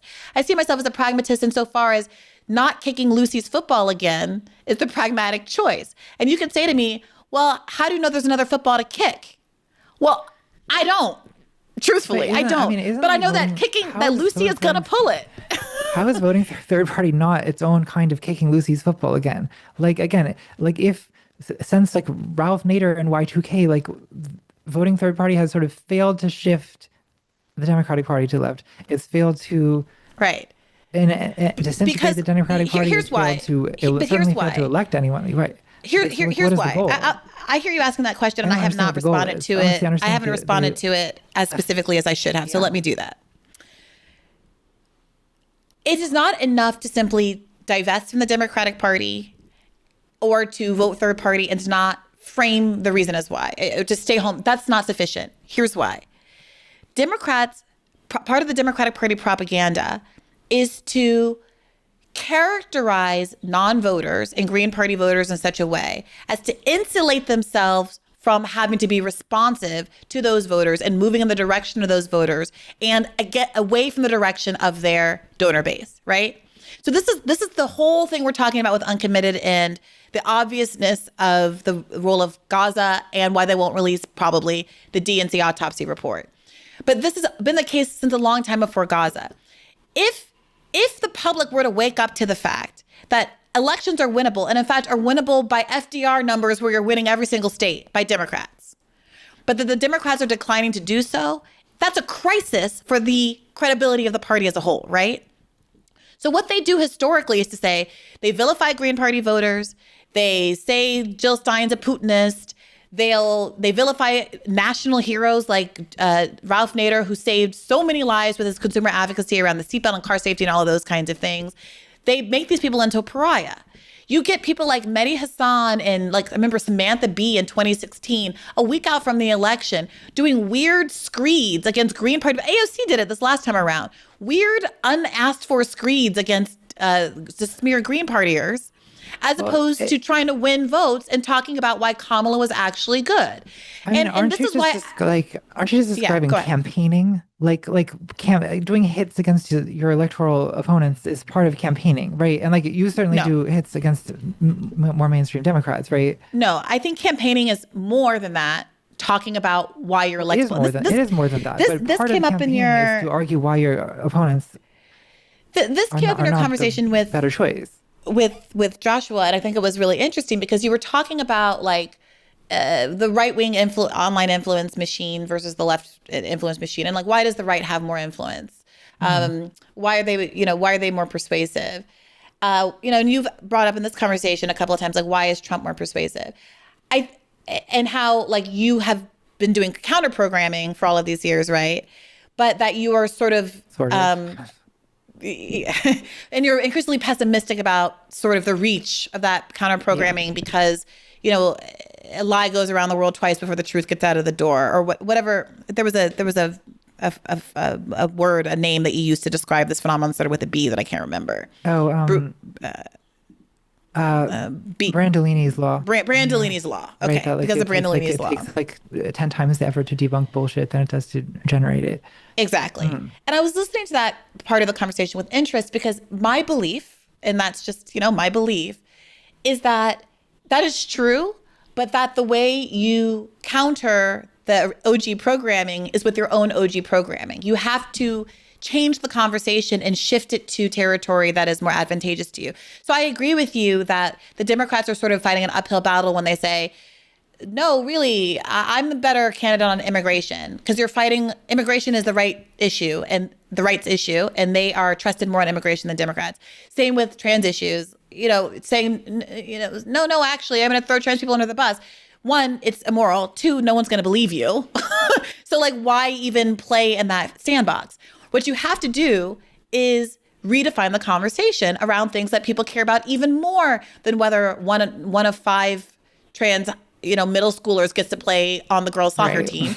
You have to talk about something like, I don't know, Medicare for all, which is an overwhelmingly popular issue, right? And so I think that all of this stuff in the electability is dovetailing together. It's Democrats are playing in these cultural sandboxes where they're going to lose precisely. They know that they're kind of losing on trans stuff. They know that they're not going to convince anybody that they're better on, quote unquote, better on immigration than Republicans, but they won't take the easy layup that's right there. And why? Why, Natalie, would a Democratic candidate, knowing that Medicare for All is an 88% issue with Democratic voters and a 49% issue with Republican voters and a 60-something% issue with independents, not run hard on the most popular issue in America years after a global pandemic? Why not? Well, because I mean, if it's such a slam dunk, I just don't understand why. I mean, I just again, I just kind of keep going back to why does Bernie Sanders not win Democratic primaries? Like, But that's not even the right question, Natalie. The question is why did Bernie Sanders manage to come out of an obscurity and be a front runner in 2 back-to-back elections in the first place? The well, miracle, I agree. There is, yes, there is. The evidence is not that he lost. The miracle is that he almost won. And frankly, the miracle is that he managed to out fundraise every other person in the race, even though they were taking money from billionaires. But why is that a miracle if there's such like widespread popular support? Because, well, it's not a miracle. It's evidence of the popular support is what I'm trying to argue. It's evidence of the fact that there is, in fact, this unwedded appetite, this appealed to popular population of people who are waiting for someone they can vote affirmatively for instead of just hold their nose for. And the Democrats are saying, absolutely not. We will do anything and everything in our power to make sure someone like Bernie doesn't win. And that's why I'm not especially sanguine about the primary prospects in 2028, though I hope to be proven wrong. Well, we'll see. I guess again, like a lot of what you're saying are things that I think are like are completely within the realm of like reasonable debate to be had about like what Democratic strategy ought to be. I guess it's just a little bit difficult for me to take when it comes from someone who does not support the Democrats in the elections anyway. Well, I'm not the only one making this argument. Chris Hedges makes this argument. Cornel West makes this argument. Right. Hassan Piker is increasingly making this argument, although he's still, on the most part, pretty down with voting for Democratic candidates. Many of these people are sort of abandoned Harris people, right? I guess again, I think these are like there are reasonable arguments to be had here, but I just think that it feels like slightly disingenuous to me to be being like, oh, here's what Democrats have to do to win. Here's what Democrats have to do to win, when also spending at the same time a bunch of effort on making sure that Democrats don't win to whatever. No, Democrats could put egg on my face tomorrow.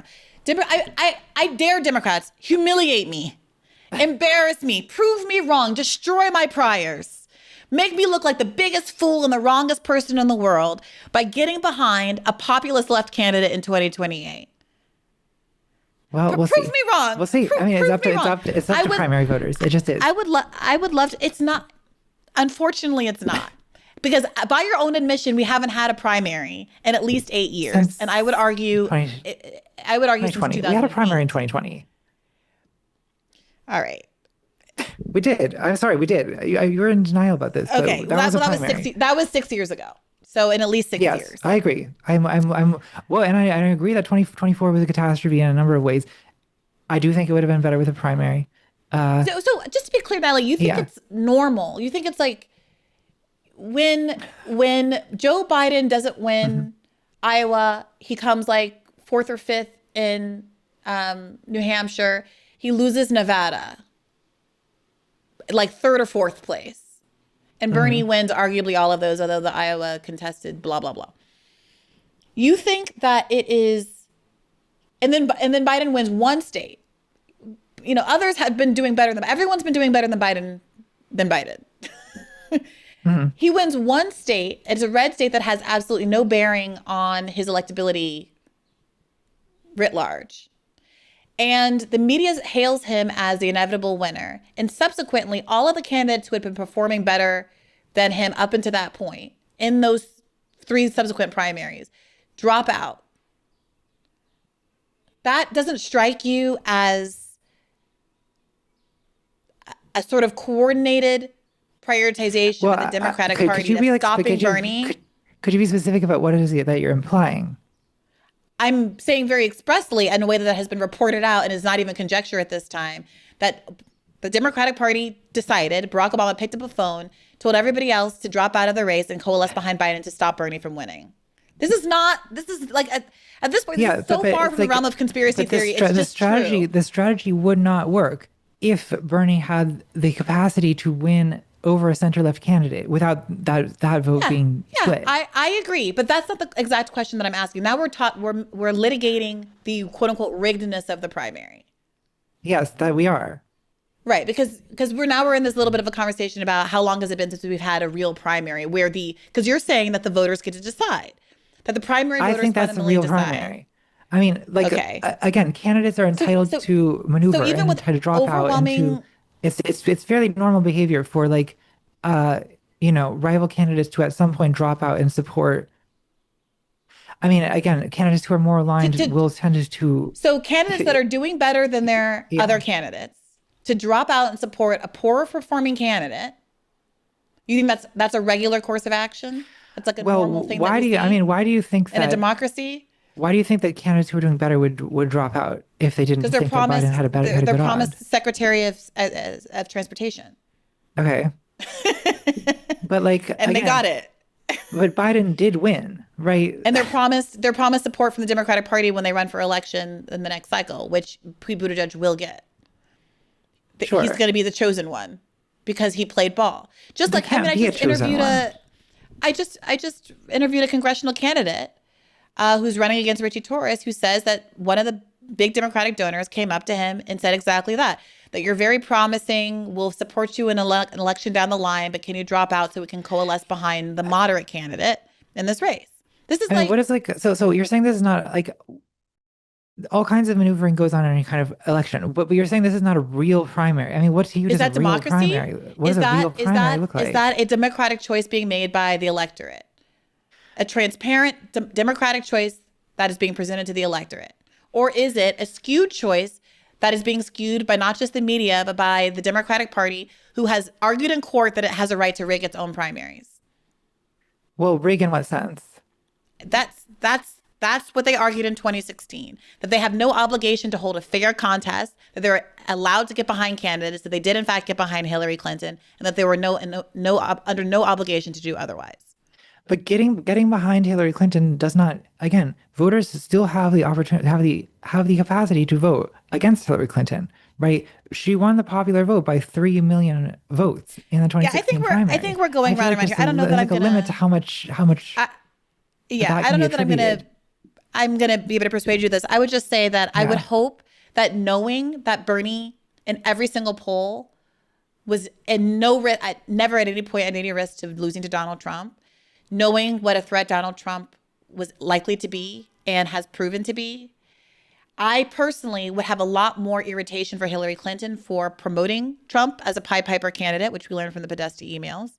And I would have a lot of ire for the Democratic Party, who looked at those polls, knew that Hillary Clinton was a risk case, and got behind her at the same time. And I would have a lot of frustration for the liberal media, which pretended like Hillary Clinton was the more electable candidate, than I would for leftists who allegedly don't want power, don't want to wield power. Well, again, I have no grudge whatsoever against people who voted for Bernie Sanders in the primary. Like But I supported Bernie you do Sanders in the have, 2020 primary. but Like let's like that's talk what about this. that is what I think progressives should do, to be clear. I think progressives should rally around progressive candidates in primaries. Okay, and when we feel like that candidate never Mhm. had a fair shot because the primary was rigged, or we just didn't have a primary at all, I just what I should view we this like do rigged then? framing as sort of avoidant. Okay, Like but it's like let's talk avoid about like 2024. You yeah, acknowledged that there was no primary in that's 2024 right. and Kamala Harris lost to Donald Trump. That's right. And yet you still seem to be placing blame on primary voters in 2024 as opposed to fully placing the blame on No. Kamala Harris, Joe Biden, the Democratic Party for running a race without a Okay. primary that ignored the No. will of the constituents. I do not place, of course, I'm not placing blame on voters for a 24 primary that effectively did not happen. My blame for the 2024 election is, okay, one on Biden/Harris for not running a better campaign, Biden for not dropping out earlier, uh, and two on people not voting for them in the general election, right? I mean that those are the two groups of people who are responsible for this. Well, and So you also, of still course, like, do blame yeah. people for not voting for them, even though they never had an Yes. opportunity to choose the candidate in a I Democratic blame them primary. for not voting for them in the election, in the general presidential election against Donald Trump. Even though they had Yes. no say over who their candidate was going to be in the general election. Yes. I mean, I think that Kamala Harris was a vice president. Uh, that was she was selected by Biden, who was selected in the 2020 primary. Like, Undemocratically, that the people had no say in. You know what I mean? Like the vice president is not somebody that we voted on. They were, on I the mean, but ticket, the thing is, like, obviously, but that is not. like, this is how the system works. If we don't like the system, okay, we can talk about maybe how we ought to change it. But Well, that's what I'm doing. this was a situation that we were presented with in 2024, and people chose not to vote for Kamala Harris, and now we have Donald Trump and all the consequences of that. Right. Yeah, And I we think had I think that. the blame for that But is widely distributed, but I it's don't not, but understand Natalie, why widely opposition distributed. to Kamala Harris has helped this. Like, when I don't know, the world and the country are just demonstrably much worse as a result of Kamala Harris losing. Natalie, there's a party that had how many, what was the number again? Like $1 billion spent in the 107 days of Kamala's candidacy. There is the DNC is an apparatus with hundreds of millions, billions of dollars, thousands, tens of thousands of people on the payroll, think tanks, former presidents, world leaders, all of this at their disposal. They know exactly what the numbers are. They can run polls that Green Party candidates only dream of knowing in terms of having voter information. They have networks of door knocking and voter access and email lists, all the power in the world. And to collapse that power into the power of a few tens of thousands, hundreds of thousands of voters scattered across the country or concentrated in certain must-win swing states who were horrified by the fact that Kamala Harris couldn't even distance herself from a genocide where every day you had to open your TikTok and see children without heads and hanging from their limbs and starving to death in Gaza.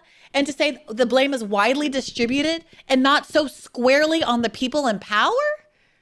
I think that's what's frustrating. You say I mean, the I just left don't doesn't want understand. power, Like, the yeah. left wants to endlessly critique power. I want to critique those in power who aren't wielding it, whether they're centrist Democrats or they're someone like AOC. But the consequence of this has been that not only does the genocide continue, right, and avenues towards mitigating the worst effects of it are closed off, and we've also handed Donald Trump access to a nuclear arsenal so that he can go on social media and issue apocalyptic genocidal threats where the whole civilization will die tonight. Like, I don't understand how this improves the situation. It seems to me that it makes it even worse. Okay, let's break that down. It is not intended to improve the situation because I, as a voter, don't have the power to improve the situation. Well, you do have the power to improve the situation. No, I don't. Yes. I have the power to choose one candidate that's pro-genocide or the other candidate that's pro-genocide. So if you're a single issue Palestine voter, Yes. which are If you? I am. No, Yeah. frankly, because I didn't vote for Joe Biden in 2020, obviously. Because if anything, I'm a single issue. Give me health care. We're in the richest country in the history of the world, Yeah. voter. And I know it's very uncool to still care about Medicare for all. It's very uncool. That's like a regret, like a chuggy issue from 2016. But I'm sorry, my values and my morals aren't trending like a Twitter topic. I'm deeply invested in that. I'm sorry, I'm getting angry, but not at you. I'm getting angry No, at the world. it's fine. It's fine. We're all angry. And I think, frankly, as a Black person, and having George Floyd in the Black Lives Matter protest having been such a big part of 2020 that got immediately erased because it was supposed to be sublimated in order to get Joe Biden to win. And as someone who sits in a country who has the world's largest prison population, not per capita, but absolutely, and modern day slavery, yeah, I'm mad about a lot of stuff. And for all of those reasons, those are my litmus tests. And I wrote an article in Defense of Litmus Test in 2020 that holds up pretty good. But I also am very glad that the rest of the world seems to have come along to what their bright line is, which is way farther to the right than my bright line. But I'm glad they got there, and it's genocide. I'm glad we can all agree that genocide is a bright line. The whole country and the whole world agreed upon this. The only people who didn't were Kamala Harris, Joe Biden, the Democratic Party, and of course the Republican Party as well. But the lane is wide open, so wide open that Tucker Carlson's running through it. There's a significant likelihood that Tucker Carlson's going to be the next president of the United States of America because the Democrats have left the anti-war Israel critical lane so wide open that he's sprinting through it, making New York Times reporters look like fools. Did you watch some of that interview? I did, yeah. it's hard for me to believe that he just sort of organically reached this place at the end of February. He's like, oh, I think it's a good idea. He did not think it was a good idea. Shutting down a fifth of the world's oil and gas? Of all people, Trump knows that's bad. You said he's a hostage just now. You told the BBC he's a slave to foreign interests. Correct. So I just want to ask you to be sort of explicit. I mean, Trump is being held hostage by whom? Or by who? Benjamin Or by Netanyahu and by his many advocates in the United States. And we know that not simply because Trump started the war on February 28th, but because he couldn't get out of it. He declares we're having a ceasefire. This was 4 weeks in. He says we're having a ceasefire and we're having these talks and they're going great and we're going to open the strait. And Iran says, yeah, one of our conditions is Israel's got to pull back from southern Lebanon. You can't use the Iran war as a pretext for stealing more land from a sovereign country. That's not your country. Like, no. And it's not just Iran who felt that way. I think the rest of the world's like, what are you doing? I thought we were, fighting the great existential threat, Iran, and now you're taking the opportunity to take Lebanon shore of the Litani River and bombing downtown Beirut. Like, what is this? Anyway, this was all very well known. And within hours of Trump announcing this, Israel publicly, in a way that was designed to get the attention of everyone, including the Iranians, starts killing civilians in Lebanon. Now, what was the point of that? Not to secure the Israeli homeland. The point of that was to end any talk of a negotiated settlement, to keep this going until Iran was destroyed and chaotic, which is the Israeli goal. I'm not attacking Israel by saying that. Their goals are different from ours. They're a different country. Yeah, they would argue, of course, that what they are doing is neutralizing the threat that has been persistent in Lebanon through Hezbollah. Oh, okay. But, I mean, they invaded Lebanon in 1982. Okay, so that was 44 years ago. They've had a lot of experience in Lebanon, a lot. They've had a lot of time to fix Lebanon. They killed Nasrallah. They blew up Hezbollah with explosive pagers. Like, they've done a lot since October 7th in Lebanon. They chose that moment to derail the negotiations. And they've done this repeatedly. And so my perspective as an American is, look, we're the United States. We're a country of 350 million people. You are wholly dependent on us. You're a country of 9 million people with no natural resources. I'm not against you, but like, we're not co-equals here. But the point I'm making is Trump could not restrain Netanyahu. Netanyahu is the one person Trump could not say, hey, settle down, or we'll just defund you and your country will collapse in about 10 minutes, which is true. Israel can't defend itself without the United States, despite whatever propaganda you may have heard. So again, it's not an attack on Israel. It's an attack on American leadership for not constraining its partner in a way that helps the United States. Trump said, I want a negotiated settlement. Israel stopped the settlement. Trump refused to even criticize Netanyahu in public. Are you joking? That's slavery. That is total control of one man by another. And it's, that's between Trump and Bibi and God, as far as I'm concerned. But as an American, that's our president, our elected president, whose job is to protect our country and our interests and our economy. And he is looking out for Israel first. That's outrageous. And no amount of like, oh, you're an anti-Semite, which I'm not, and I'm never going to be, is going to stop me from noting that that's outrageous. It is outrageous. What did you make of it?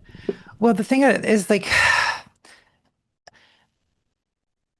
Tucker Carlson I see as the populist moment, but he's a very sinister figure to me, right? Because I feel that he's, this is a person who spent like 10 years ranting about white genocide on Fox News. Like, okay, now he's realized that like, oh, there's this, there's an audience to be had for being anti-Israel.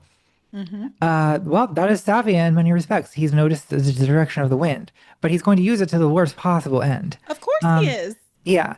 So I guess what I just can't stop coming back to is like, for every like proposed protest vote or for every all the effort spent criticizing Democrats, like, but ultimately to what end? If the end is that Donald Trump is the president or that Tucker Carlson is the president and the country sinks deeper into a fascist nightmare, then I consider this not to have been effective or worth it. So you, Natalie, and I think you're right, that Tucker Carlson is opportunistic. Look, people are going to get mad at me for saying that. The point is that there is an inconsistency between his interest in Muslim lives and Arab lives now versus then. An inconsistency to which he's acknowledged and in some ways apologized for. He's apologized for cheerleading the Iraq War. That's neither here nor there, whether you think that's good faith or bad faith. But the point is that there is a change that seems to be following the wind. And the wind is going in a very clear direction, and that nobody wants to support Israel, given what we've seen they're capable of in the last 2.5 years. You have identified that. I've identified that. Tucker Carlson has obviously identified that. Why then won't the Democratic Party do at least as well as Tucker Carlson? Well, we'll see. I mean, I think that there. What are we waiting for? Today's the day. Why are we saying? Yeah, I mean, there are candidates there are people in the Democratic Party who take a much stronger anti-Israel stance than has ever been normal in American politics until recently. I mean, AOC, as strong as Tucker's, for example. Tucker Carlson is to the left of AOC on Gaza in terms of rhetoric. I'm not saying is that being to the left, or is that some kind of like horseshoe populism thing? Where it's what does that mean, horseshoe populism? So like people on the far left and the far right both agree on hating Israel, but like hating Israel for what reasons? I mean, because it's doing a genocide. Yes, but is that really what Tucker Carlson is concerned about? Well, I share your skepticism about what his long game is, but I'll tell you what he says very compassionately at a level that no Democrat has yet described, on a platform bigger than any Democrat has. He has become, it pains me to say this, but it is true, the loudest, most eloquent, most passionate, and articulate critic of Israel and its genocide in the country. And that is a problem for anyone left of center. Do you not worry that by upholding like Tucker Carlson or Candace Owens, for example, as these exemplars of like anti-Zionist, being anti-Zionist champions, by allowing people on the far right to take that, by giving them the credit of that role, don't you worry that this has a potential to kind of blur the leftist claim to anti-Zionism with a right-wing anti-Semitism? You said it right the first time. First you said allowing, and then you said giving credit for. So let's go back to allowing. I'm not giving credit for anything.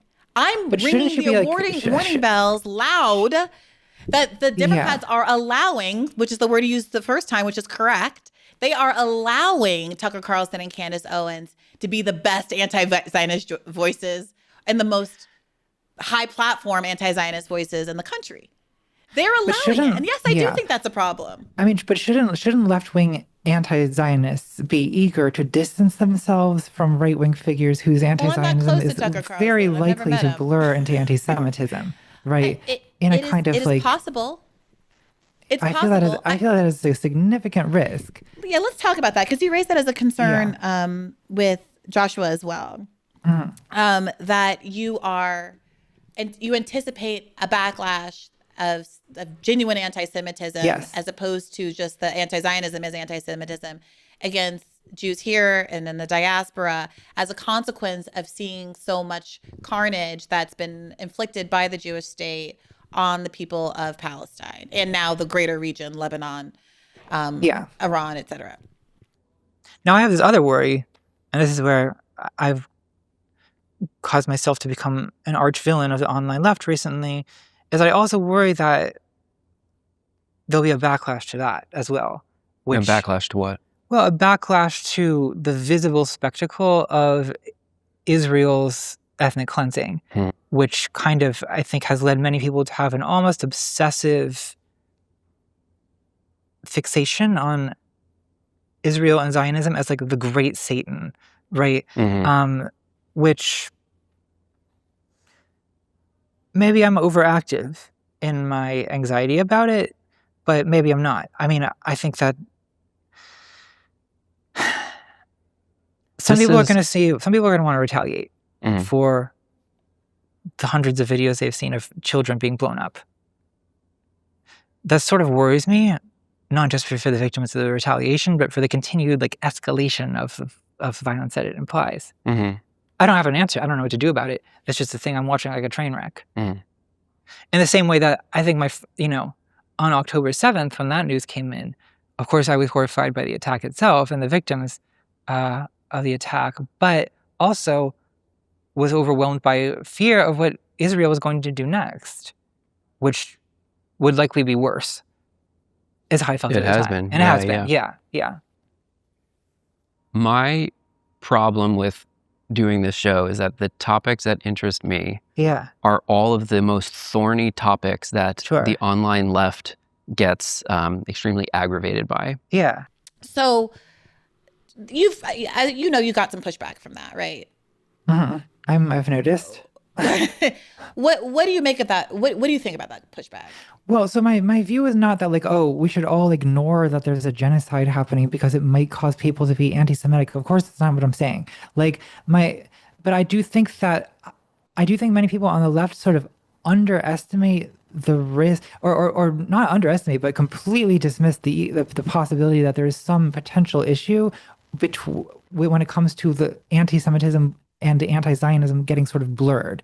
And I feel that risk is sharpest when you see alliances being formed with people like Tucker Carlson, where I do not trust Tucker Carlson to maintain a principled anti-Zionism that does not descend into like the most like insidious kinds of anti-Semitic conspiracy theorizing about Jews controlling the media to corrupt the white race or whatever. That is the direction I can see him go. You put a lot of stuff in there together. So in his New York Times interview, again, I'm not defending Carlson, but I think that if you are going to critique Tucker Carlson, you have to be very specific, because Tucker Carlson is very smart about what he does and does not say. And if you critique Tucker Carlson in a way that is perceived as bad faith, I think we on the left can lose credibility and Tucker Carlson only gains more. So I'm pointing this out as a factual matter because I think we have to be really honest and specific and clear about Tucker to maintain our own credibility. In that New York Times interview, Tucker Carlson, it is insinuated that he's an anti-Semite by the interviewer. He balks at this. He says, I'm not an anti-Semite. I never have been. I respect Jewish people. I have Jewish friends, whatever you think of that kind of line of argument. And he's very specific to say that I have priorities as an American. I want the interests of Americans to come first. It's very clear that this foreign policy of protecting Netanyahu in Israel does not behoove Americans in the least. I told Donald Trump we should not go to war with Iran. He seemed to have done so reluctantly, and that's a problem. And what you just did there when you said, Jews control the media and it's for the purpose of, whatever, elders of Zion. I mean, you didn't say that, but the New York Times elders of Zion type elders stuff. Of Zion. Elders of Zion type stuff. Tucker bristled at that. That is my concern. Yeah. Tucker bristled at that. And I got to say, I bristled at that too, because we have to be willing to talk about Zionists controlling the media when they do. When the Ellisons buy TikTok and Nexstar and here we go. Paramount and all of these things, and explicitly say they're doing so because they want a Zionist point of view, and they hire Barry Weiss with no qualifications to do Zionist control at CBS. When I'm fired from my media job at The Hill explicitly because I've been fighting for, not explicitly because they never said anything explicitly, but after having fought for 6 months to do any coverage of Israel, despite the fact that the critical Israel coverage was driving our views and making the company money, we have to be able to talk about the way that Zionist media is out of step with popular opinion and, frankly, the truth. So I think that it is possible. So look, it is possible that I'm wrong, right? It's possible that I'm overreacting to this risk. And it is possible that people like Tucker Carlson will, in fact, be disciplined anti-Zionists who are savvy about not allowing their anti-Zionism to metastasize into some kind of protocols of the elders of Zion type nonsense. If that's the case, I will look stupid. However, I'm willing to take that risk because I think that the odds of this metastasizing into some kind of protocols of the elders of Zion nonsense are fairly high. I would be clear. My disagreement is not that there's not risk about where Tucker's going to take this, but that we cannot. If we start saying, oh my God, every time someone talks about Zionist media influence, that's Elder of Zion stuff, well, then the only person who's going to be taken seriously, the only person who's going to talk about the true thing of Zionist media influence is going to be Tucker Carlson. And when he goes and takes it, if he goes and takes it in a genuinely anti-Semitic direction, then everyone's going to go with him. So what I'm saying is we have to be able to talk about, yes, Zionists are buying up the media to shut down people's support of Palestine. This is an explicit discussion that was had by people like Jonathan Greenblatt and the TikTok purchasing battles, right? This is happening. And if we aren't willing to talk about that happening, then of course the only people who are going to talk about it are people who could weaponize it to bad ends.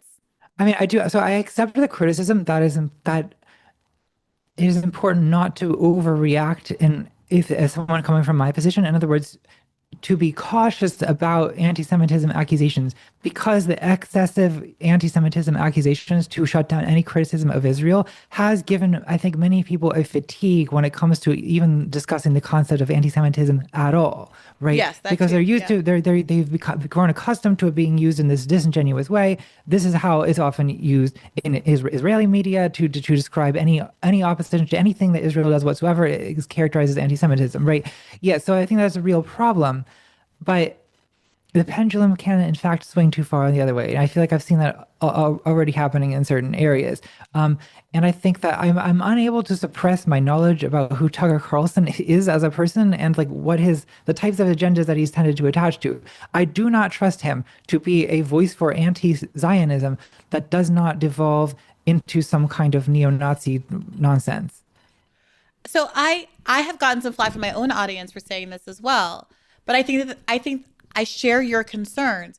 But I think the reason you got pushback for that particular clip from the Cinderella interview is because it felt like, and maybe we'll clip it in because I don't want to misquote you, but it came out sort of like, because people are seeing so much carnage out of Gaza, it's going to cause an anti-Semitism flare-up, as though the way to prevent that is to simply not look at or somehow suppress the truth of what Israel is doing in Gaza. Yeah. I know that it's not, but I do think that is part of what was so frustrating, like what part of the backlash was about.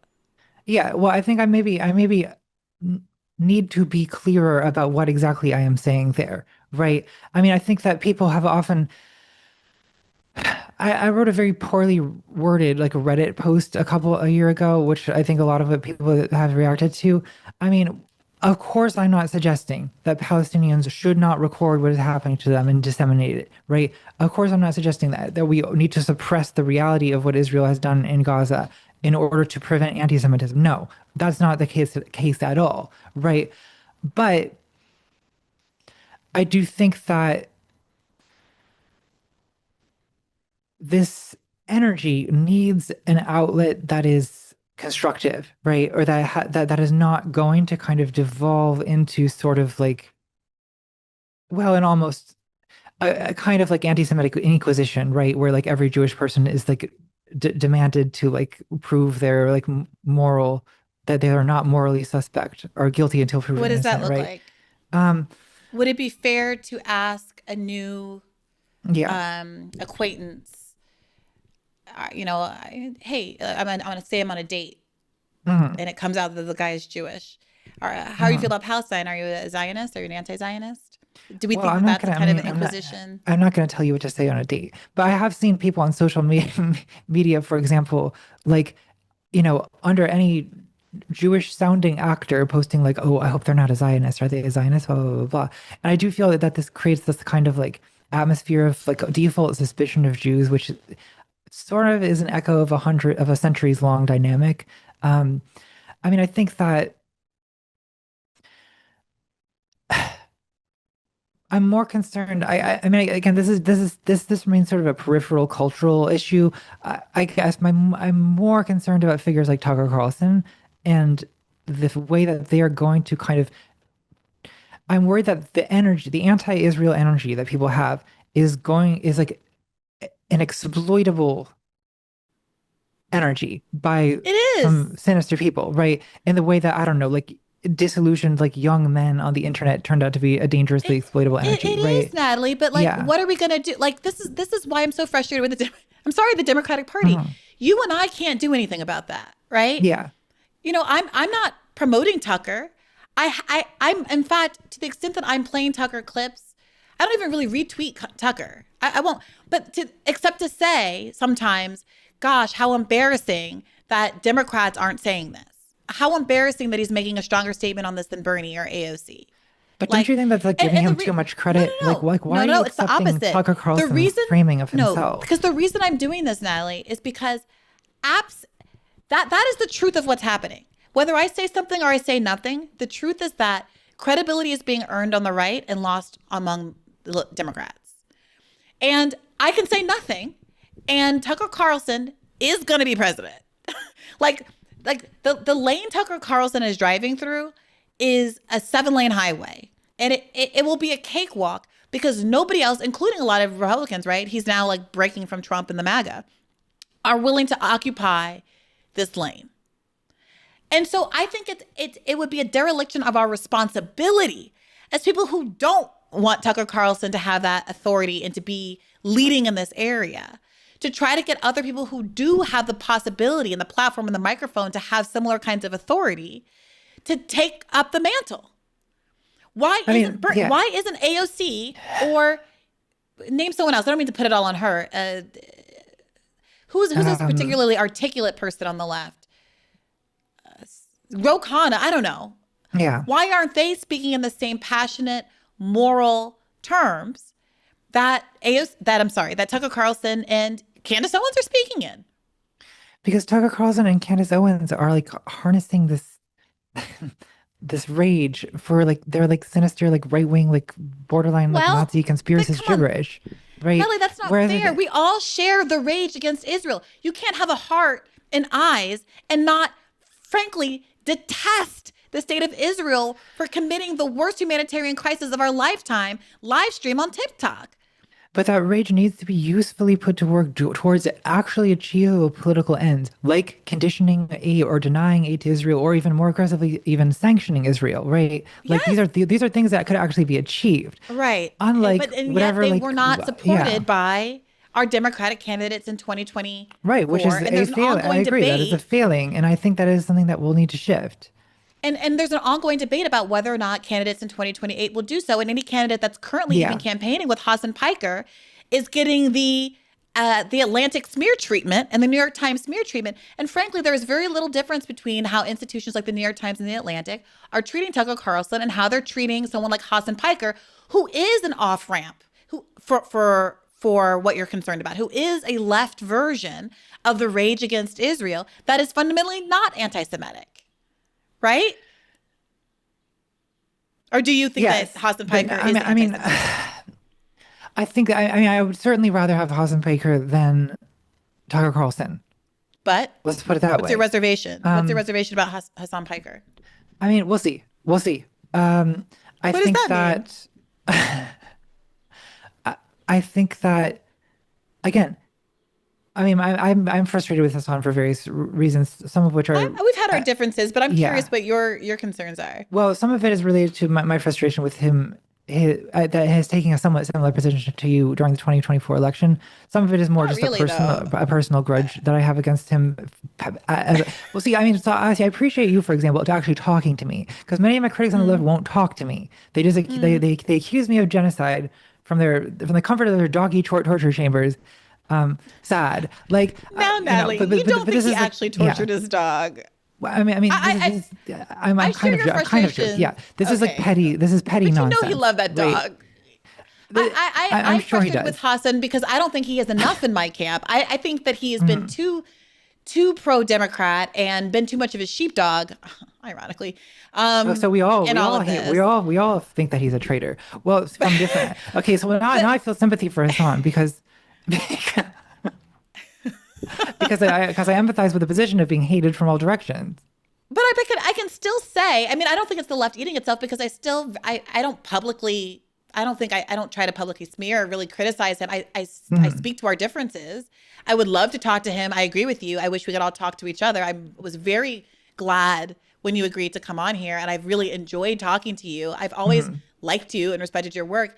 And my goal in this was, I would love for you to be persuaded by me in some small way, or at least to, understand the left's position more in a way that maybe gets that meme of yours used a little bit less. Well, I have no control over this meme, to be clear. Like, this was a throwaway line in a video from 2021 that sometime in 2023, people, I don't know how. I mean, there's no accounting for the way a meme works. So I don't take responsibility for how widespread that meme is. I think that there's a lot of situations where people feel that it applies, and that's why that had the popularity that it does. But this again is not like the central. I don't think this is like central to my message. But I do continue to be frustrated with. I mean, we'll probably continue to clash over as we get to 2028. I mean, we'll see. I'm going into 2028 with a very like neutral attitude towards. I mean, I'm sure I'll support someone or another in the primary, but who are you liking? Who? I mean, obviously, there's a lot of discussion about possible, so we kind of know who the field is going to be. Yeah, I like AOC. I like Ossoff. I'm willing to tolerate anyone, however. And I know people on the left hate when I say that. Okay, but so now, it's true. Natalie, it's true. Natalie, like I'm openly not taking any. I'm not black. I can't. Yeah, I feel like I'm not in a position to be making demands because I am the hostage. Is how I feel. You're not the hostage. Yes, I am. You're the client. You're the client. The Democratic Party is the hostage. I'm the hostage. This is our fundamental. I can't sit here and pretend that I'm just gonna I'm gonna not vote and let JD Vance win. Because I'm not gonna do that. It's not pretending if you mean it. Like you have. I'm never gonna mean it. But when Chris Hedges talks about the power of the people and the politics of fear, it can't be an empty threat. Like I don't want to not have to vote for a Democrat. Right? Like I would love. When people look at me and they're like, well, you're just doing symbolic politics and you're just expressing your feelings and that's not real. I would love to be the one that gets to sit around and say, Zohran Mamdani's adorable. I'm rooting for him. Kamala Harris seems like a really nice lady and a great chef and her hair always looks fantastic and I'm rooting for her. That would be like, do you know what that would do to my nervous system and my adrenal glands to be able just to sit and like ride the wave? And like play my little part at the voting booth and go about my life. Maybe you should. Do you think I enjoy join us? Getting in fights literally everywhere I go? Ruined my friend's birthday party the other day because the conversation about who we support in 2022. I didn't ruin it. This other woman ruined it, but never mind. My presence ruined it because I know my position is a galvanizing one. That being said, I think I am doing the fascism. I am a handmaiden on fascism if I don't, at very least, in 2026, create some litmus tests that have the possibility of pushing the Democratic Party into a winning direction. When Hassan Piker, I loved when he said to Jennifer Welsh that he wasn't going to vote for Gavin Newsom. Now he says he'll vote for Tom Kritzer, a billionaire whose cousin's in the Epstein files and a bunch of other stuff that I think is silly and I would love to talk to him about at some point. But at very least, I think it is a very responsible position to draw a line in the sand 2 years out from even the primary and say, there are some candidates who are not acceptable and who will not win. And if you want to win Democrats, you have to listen to us. Every other constituency group gets to do that. If I were Elise Slotkin sitting in some Connecticut mansion, the Democratic Party would be salivating over doing more arms sales to Saudi Arabia to get my vote. But let Hassan Piker say, hey, can I have a little health care, please? Can we do a little less genocide, please? Can we not have a guy who gets hard off of rounding up homeless people off the streets of Los Angeles, please? He's enemy number one because he's saying, hey, there's lots of people I'll vote for. Gavin Newsom just isn't one of them. I maybe would have felt this way in 2015. In 2026, I just feel like a hostage. I feel completely demoralized with it. I don't feel like I'm in a position to make any demands whatsoever. I'm just gonna vote blue no matter who. That's just where I'm at. Natalie, I want you to, for someone who's so interested in psychology, like what do you think is going on there? Like kind of like psychosocially that makes you kind of take the approach that you're taking and I'm taking the approach that I'm taking. Well, I think I feel very like beaten down from watching Trump win twice. It has sort of like detracted from my capacity to like hope that America can be a better country than it is. I mean, I'm like the last person who should be doing Democratic Party messaging, as you see, because what I'm saying is, of course, What I'm saying is emotionally honest. It's not good political messaging, and I know that, right? Like, I know that what I'm saying is not good political messaging. Every Democratic candidate, no Democratic candidate should listen to me on because the way I talk is not. It's like the opposite of how someone should campaign. But it's just I'm just being emotionally honest about where I'm at, right? Whereas I feel so defeated at this point that I'm just willing to take anything that's better than this. But there were enough voters in 2024 that didn't agree with you, that weren't willing to take anything, that Donald Trump won, right? Enough Biden 2020 voters that didn't agree with you, that ultimately Trump won. Yeah, they didn't feel inspired or whatever. So let's say that those voters are irrational and they're stupid, and let's just concede that for the sake of this argument. Knowing that they exist and that they're irrational and they're conceited and they're willing to take the party hostage. There's no part of you that says, fine, let me lean into that direction, because if I can get the party to move to where they are, the party can win.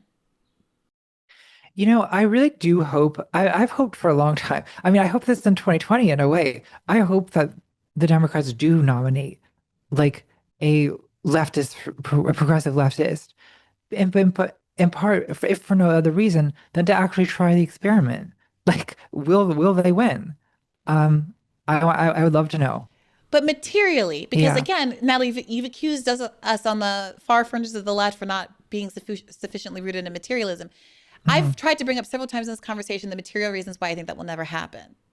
Largely being the donor base of the Democratic Party is a corporate donor base that's largely contiguous with the Republican donor base.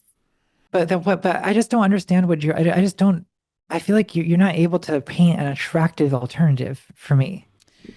Okay, so two things on this. The analogy I used before was that even if I don't know if there's another football to kick, I know for a fact that Lucy's going to pull the football. So anything else I try is more likely to succeed than doing the thing I know to be futile. So that's one argument that I will make here.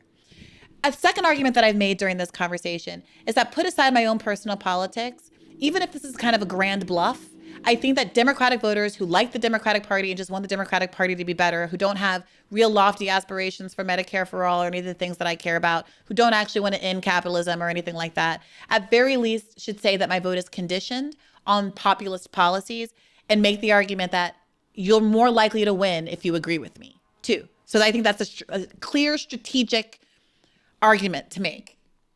If you do it loudly, I was trying to make this argument earlier and I didn't finish it, so I just want to tie a bow on this.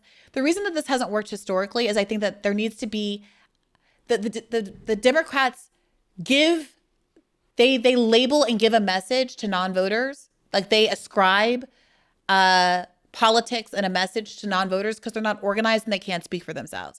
I think the uncommitted movement was very, very smart, and insofar as that they said these votes are gettable, you can get them. Here's how. And so it became very obvious that the Democratic Party was choosing Israel over winning. I think we need to do that at a grander scale. And that's part of why I believe in voting third party as opposed to sitting it out. Because it's much harder to pretend that Green Party voters secretly wanted the country to move right than it is to pretend that non-voters wanted to move the country to the right and that we just need President Slotkin to save us. I think I would be much more, if this was 2012, I don't know, if we were talking about like an Obama versus Romney situation, I feel like I would be much more willing to entertain this. Well, we're never getting Romney again because of vote blue no matter who. Because vote blue no matter who says, vote blue no matter who says the Republicans move to the right, Democrats move to the right, Republicans move to the right, Democrats move to the right.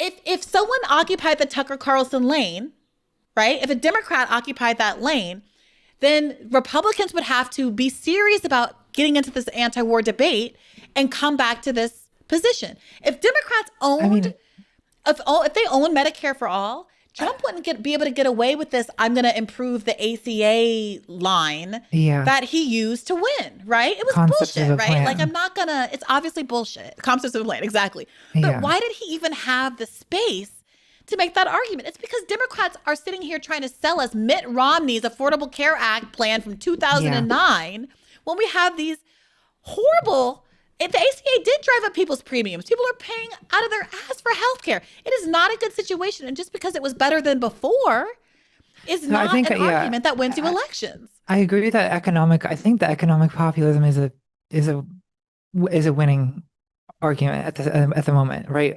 The combination of affordability, healthcare, these types of issues for sure. I don't necessarily know that I think a leftist Tucker Carlson, whose like primary thing is like channeling rage against Israel. I don't know. I feel like my experience of median voters tends to be that they're like a little bit detached from these geopolitical things. But that's not. But come on, Natalie. That's conventional wisdom that foreign policy doesn't really matter in these things. And Israel has turned that on its head. I don't know how many times I can read this IMEU study or point to other confessionals or statistics about how dispositive Israel was.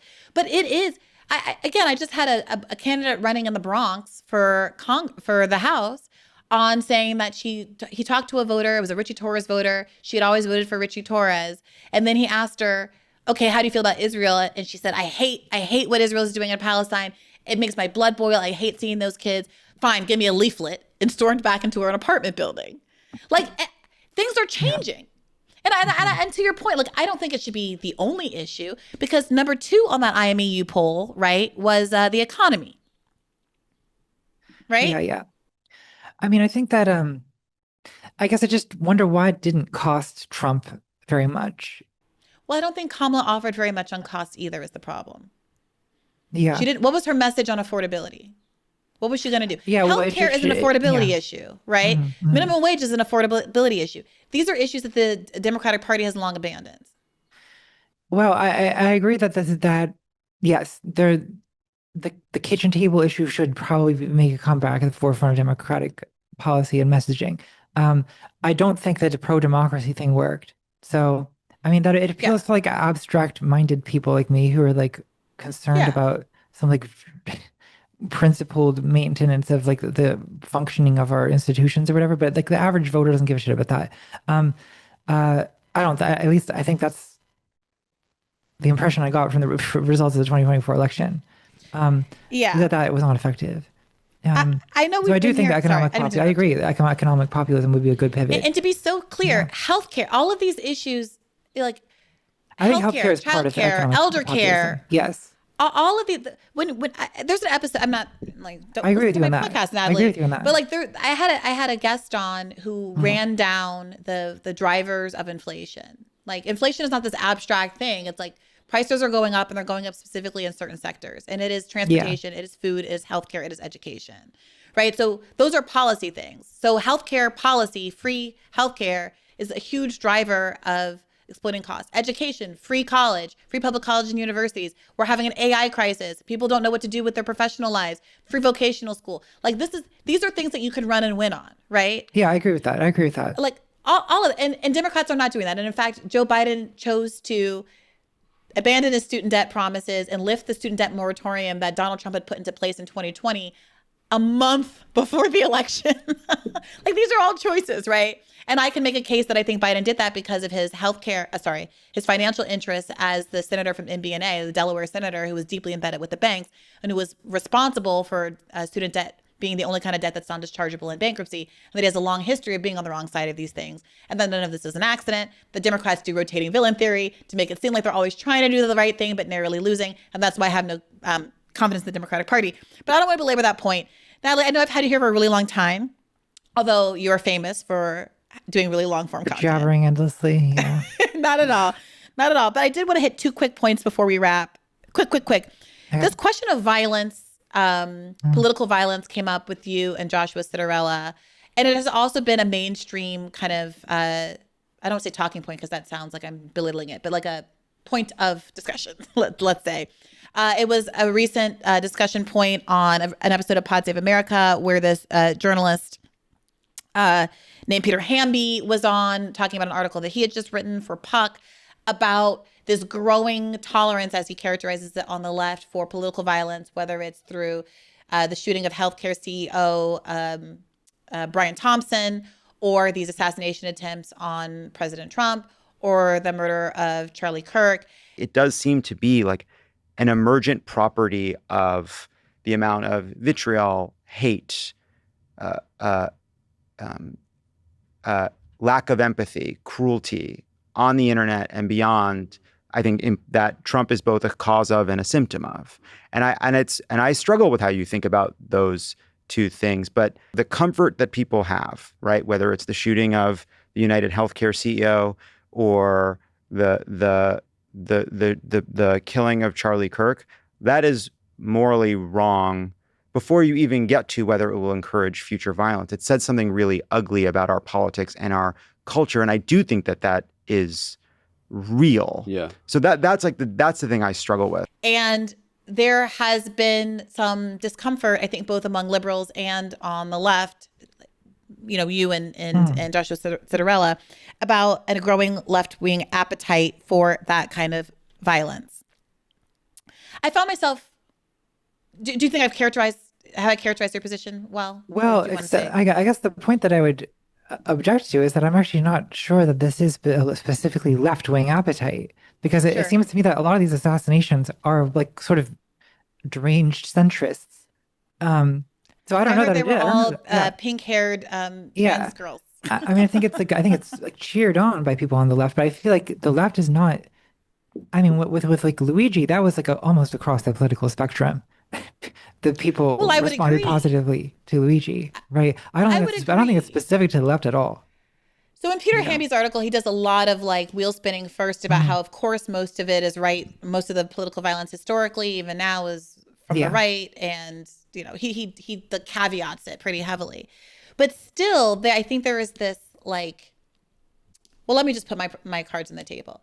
In these discussions, I find myself frustrated because I think the discussion of these acute moments of violence invisibilizes the much greater volume of violence that is done, that because it's not hand-to-hand combat, gets accepted and grandfathered into how our society works.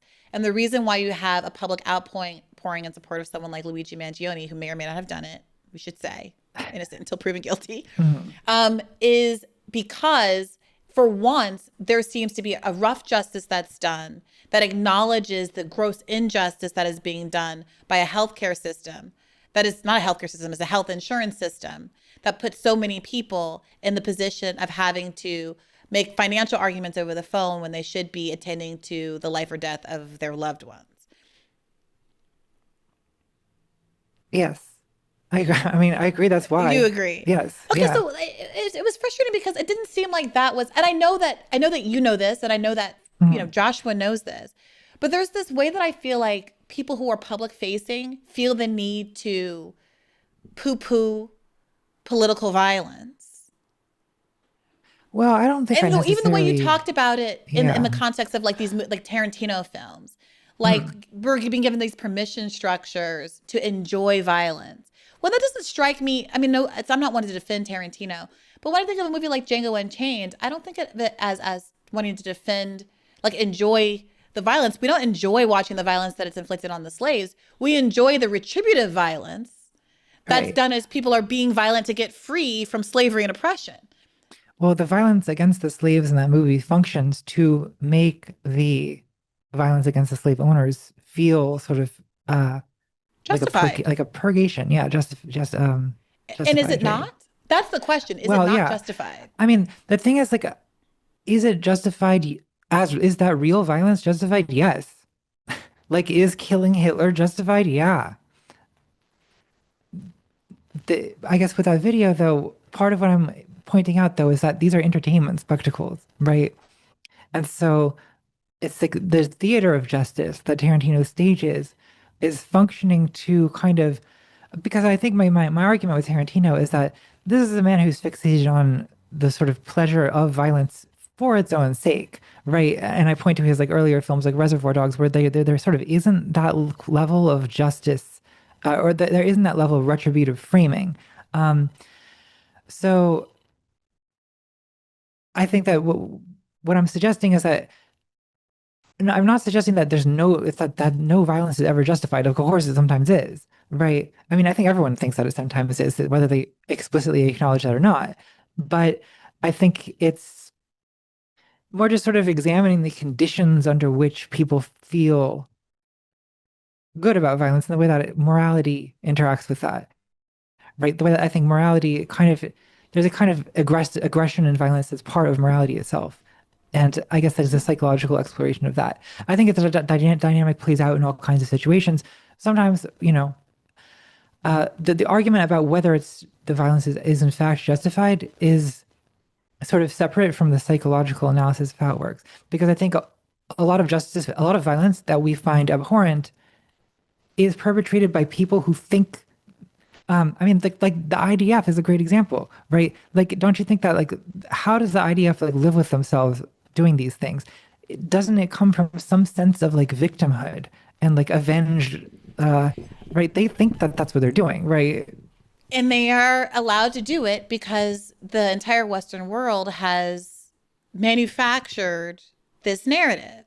But that's the problem. I think the problem is we are told to say violence is wrong. And we are forced as interlocutors in this space, or they try to force us to condemn Hamas, when there is never a commensurate push to condemn the state of Israel. And in fact, even in the context of our conversation, we have expressed concern that even telling the truth about the actions of the state of Israel will gin up blowback against random Jewish people in the diaspora. To be clear, right? I don't think that we have any kind of obligation to conceal the truth about what the state of Israel has done because out of fear of blowback. Though I do feel some obligation, I think, to, in addition to telling the truth about what Israel has done, to do whatever is in my power to mitigate that blowback by being cautious again around my framing. Sure. And by not becoming allies with Tucker Carlson. But the focus that I'm trying to have is what happens. We all know, I think we all understand the rhetorical dance that is the rhetorical effect of do you condemn Hamas and how it reframes the entire conversation around the, what it means to have a dead Israeli versus what it means to have many, many more dead Palestinians and a whole community that's been under apartheid for almost 80 years now, right? We kind of understand what that question is intended to do. And it's a similar reframing, wittingly or unwittingly, that I think is happening when liberals sort of rush to condemn the murder of Charlie Kirk or Brian Thompson or whomever. And it's not that, like, I don't believe in the death penalty, right? I don't believe in state-backed violence. But I also have been struggling with, as a leftist sitting here, knowing that every single revolutionary moment and everything that has ever been achieved for the left has come with violence, whether in the context of a war or labor actions which have turned violent, in which people defended their rights with their fists and chains. And to tell my side of the aisle that we are only in the position of condemning an action, condemning a tool that is being actively, repeatedly, and at a scale that is unmatched in the history of the world, inflicted on us in return through the U.S. military, the Israeli military, the surveillance state, U.S. imperialism, all of that. And so the way that violence, condemning violence, when we have, again, 2 million people sitting in prison, I mean, it all strikes me as a kind of giant, do you condemn Hamas?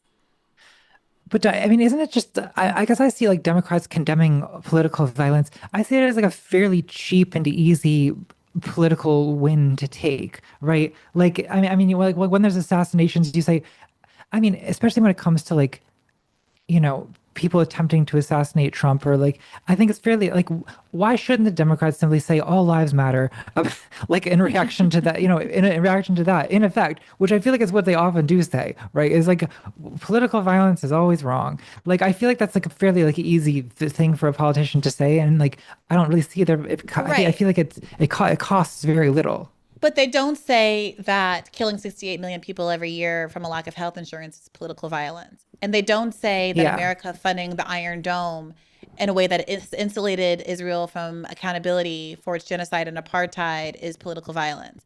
And they don't say Flint, Michigan, or hundreds of other cities in the country that have bad water, or where people are living next to these data centers or nuclear power facilities, or they're building highways through low-income brown neighborhoods, is political violence. And they don't say kicking Green Party candidates that actually support populist parties is political violence. And they don't say war on drugs is political violence. And they don't say that funding the poppy fields in Afghanistan is political violence, and on and on and on and on and on. Well, so what does it mean to condemn political violence? It means at the end of the day, you're often just condemning political resistance, violent resistance, the same way Hamas and Palestinians have a right to violent resistance under international law as an occupied people. That's not something that ever gets discussed. But don't you? Okay, so I mean, I feel like on some like theoretical way, I probably agree with what you're saying. But like, should a politician say that? I feel like, you know, there's forms of like Trump's immigration policies I would consider to be extremely violent.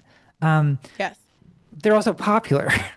Like in that there's forms of like scapegoating and mass violence that the political right sort of thrives on encouraging, and sort of harnesses the violence of mass deportation now. That seems to work to their advantage, right? So yeah, I mean, I do think that the violence of this should be pointed out by Democrats on the left, but I think that, like, you know, pointing out the nuances around the causal reasons for political adventurism from disgruntled people, like, I feel like there's fairly little to be gained from politicians being like, you know what, I support the assassins, like, or at least like, I don't know. I feel like it's like fairly generic politician behavior to be like, we condemn political violence, because like it is. Because if you start saying that, if you start like sort of softly defending adventurism and assassinations, it also sort of like contributes to sort of an intensification, and yes, you know, but then you also have to do with people assassinating leftist people. You and Joshua Citarella are not politicians. Mm-hmm. Neither is Jon Favreau and Peter Hamby, right? Yeah. So it's not that I don't expect, you know, Zoran or, you know, Roe or Barack Obama to say anything else but pro-assassination.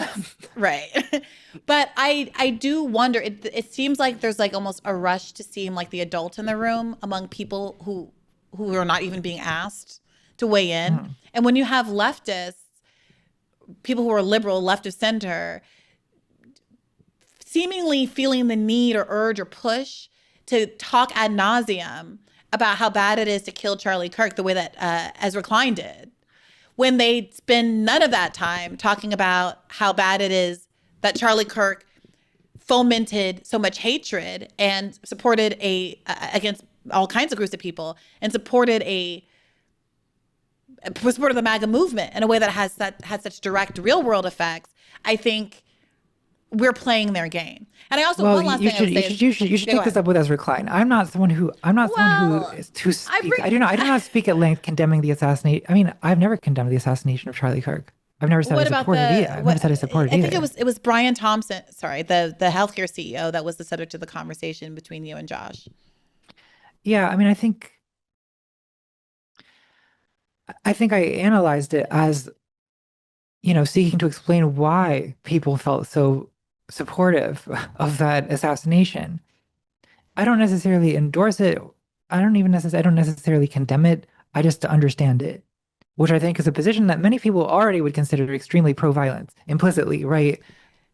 Piers Morgan certainly would. He would, yes. He would see that as me tacitly endorsing violence, murder. Okay, my last. Like, I think that my position on this would be seen as like quite like militant and radical by many people, although not on the left, not on the far left. not on Bad Faith Podcast, but I'm with you. I hear you on that. Okay, last quick question. I was very intrigued to hear you weigh in on this question of the manosphere and asking Josh, are women lonely? I've tried to have this conversation a couple of times on this pod with more or less success. But I very much agreed with you when you said something along the lines of, it seems like every time we wonder if this is a broader phenomenon that includes women, or try to kind of focus at all on what's going on with women and if they're being affected in similar ways, there seems to be some hostility around that reframing. Yeah. How do you answer that question? Are women lonely? What do you think's happening? I think women are lonely. And I think I guess the reason I get so frustrated with the male loneliness epidemic argument is I feel like there's an often implicit assumption that men just kind of matter more than women, and like men's feelings matter more, and men's votes matter more and men's opinions matter more, so that men are treated as this kind of like elevated class that needs to be like won over and cultivated and protected and cared for. And then women's job is just to do all that caring for and protecting and just be quiet about your own concerns. Like I feel, I mean, a minor level of resentment, I would say, but a noticeable level of resentment about this, because it's frustrating to constantly be told that like it's men's feelings that are the ones that matter, and like everything needs to be like focused on that. Yeah, I would tend to agree with that. Go ahead. Go ahead. Like, I understand why, and I do think like, do men's feelings matter? Yes. And like, should we be concerned that men are lonely? Sure. But it's so often framed in this way where it's also sort of implied that it's like women's fault somehow. That's it. That's what I was going to say. That's it right there. Because like, is it women's job, an obligation of women to make men less lonely? By what? By what? Yeah, this is what I keep asking. Like, I'm willing to. I'm interested in talking about this. Like, I'm interested in talking about a lot of problems. I'm very interested in sort of like the socioeconomic roots of men feeling like they don't have value in society. Like, I'm down for all of that. Like, I don't want anybody to be upset. Like, I think people like you who have, you know, pulled people back from the brink and bred to people like Hassan Piker, who are like this attractive version of masculinity that's not hateful and stuff. Like, I'm all for that. But we get to a point in the conversation where I start to feel like I'm being told that I'm somehow responsible. And I'm like, what am I supposed to do about this? I don't have a child. You're supposed to be a mommy. You're supposed to be a mommy to every man. Right. Like, I mean, I do feel that's like the sort of legal implication. Yeah. Yeah. Okay. Well, I'm sure that's bound to be the most controversial part of this, where, you know, if we hadn't lost various parts of each other's arguments up until this point, now everyone's mad at us. So we can go down with the ship together, Natalie. Maybe you'll come on with me for my next dating episode, Valentine's Day. Oh God. Yeah, sure. I'll do it. Although I've been in a long-term relationship for a few years. So I feel like that tends to like not generate the level of exciting stories that being on the dating apps does. It's true. I tend to want to always select for single people, but my audience is always like, you need to get married people on because you single people don't know what you're talking about. And I'm like, okay. So I always do have married people on. Like FD Signifier was on the last one. He's been on a couple actually. And so that's not disqualifying. Okay. Well, we'll have to talk about that come Valentine's Day. Amazing. Love it. Very excited. Natalie Wynn, tell the audience where they can find more of you and your work on the internet and beyond. I usually go by the handle Contrapoints on YouTube, on X, the Everything app, on Instagram, on Patreon. So you can find me there. And appreciate you having the conversation with me. Yeah, and thank you for being so generous with your time. I always want to talk. I wish maybe you and I are both in the DC area, right? Yes, I'm still in Baltimore. So yeah. Maybe we can convince Hassan to come out to us, and we'll do it in person. Let's do it. We'll be a literal spectrum sitting in a line. Okay. If he agrees to that, I promise I will never accuse him of dog torture. Okay. All right. Natalie. It's such a trip. Okay. Thanks to all of you for tuning in. Yeah. I think you might accept that bargain. Thanks to all of you for tuning in and for listening to this episode of Bad Faith Podcast. You know you can get an additional episode every Monday by subscribing at patreon.com/badfaithpodcast. As always, take care of yourselves and remember to keep the faith. Hey YouTube, thanks for watching. Just a reminder that this is a podcast. You can catch an extra premium episode every Monday for $5 a month at patreon.com/badfaithpodcast. That's patreon.com/badfaithpodcast for $5 a month, an extra episode every week. Additionally, please do consider liking this video, subscribing to this channel. It helps us out. It helps independent media beat the algorithm. We appreciate you. And as always, keep the faith.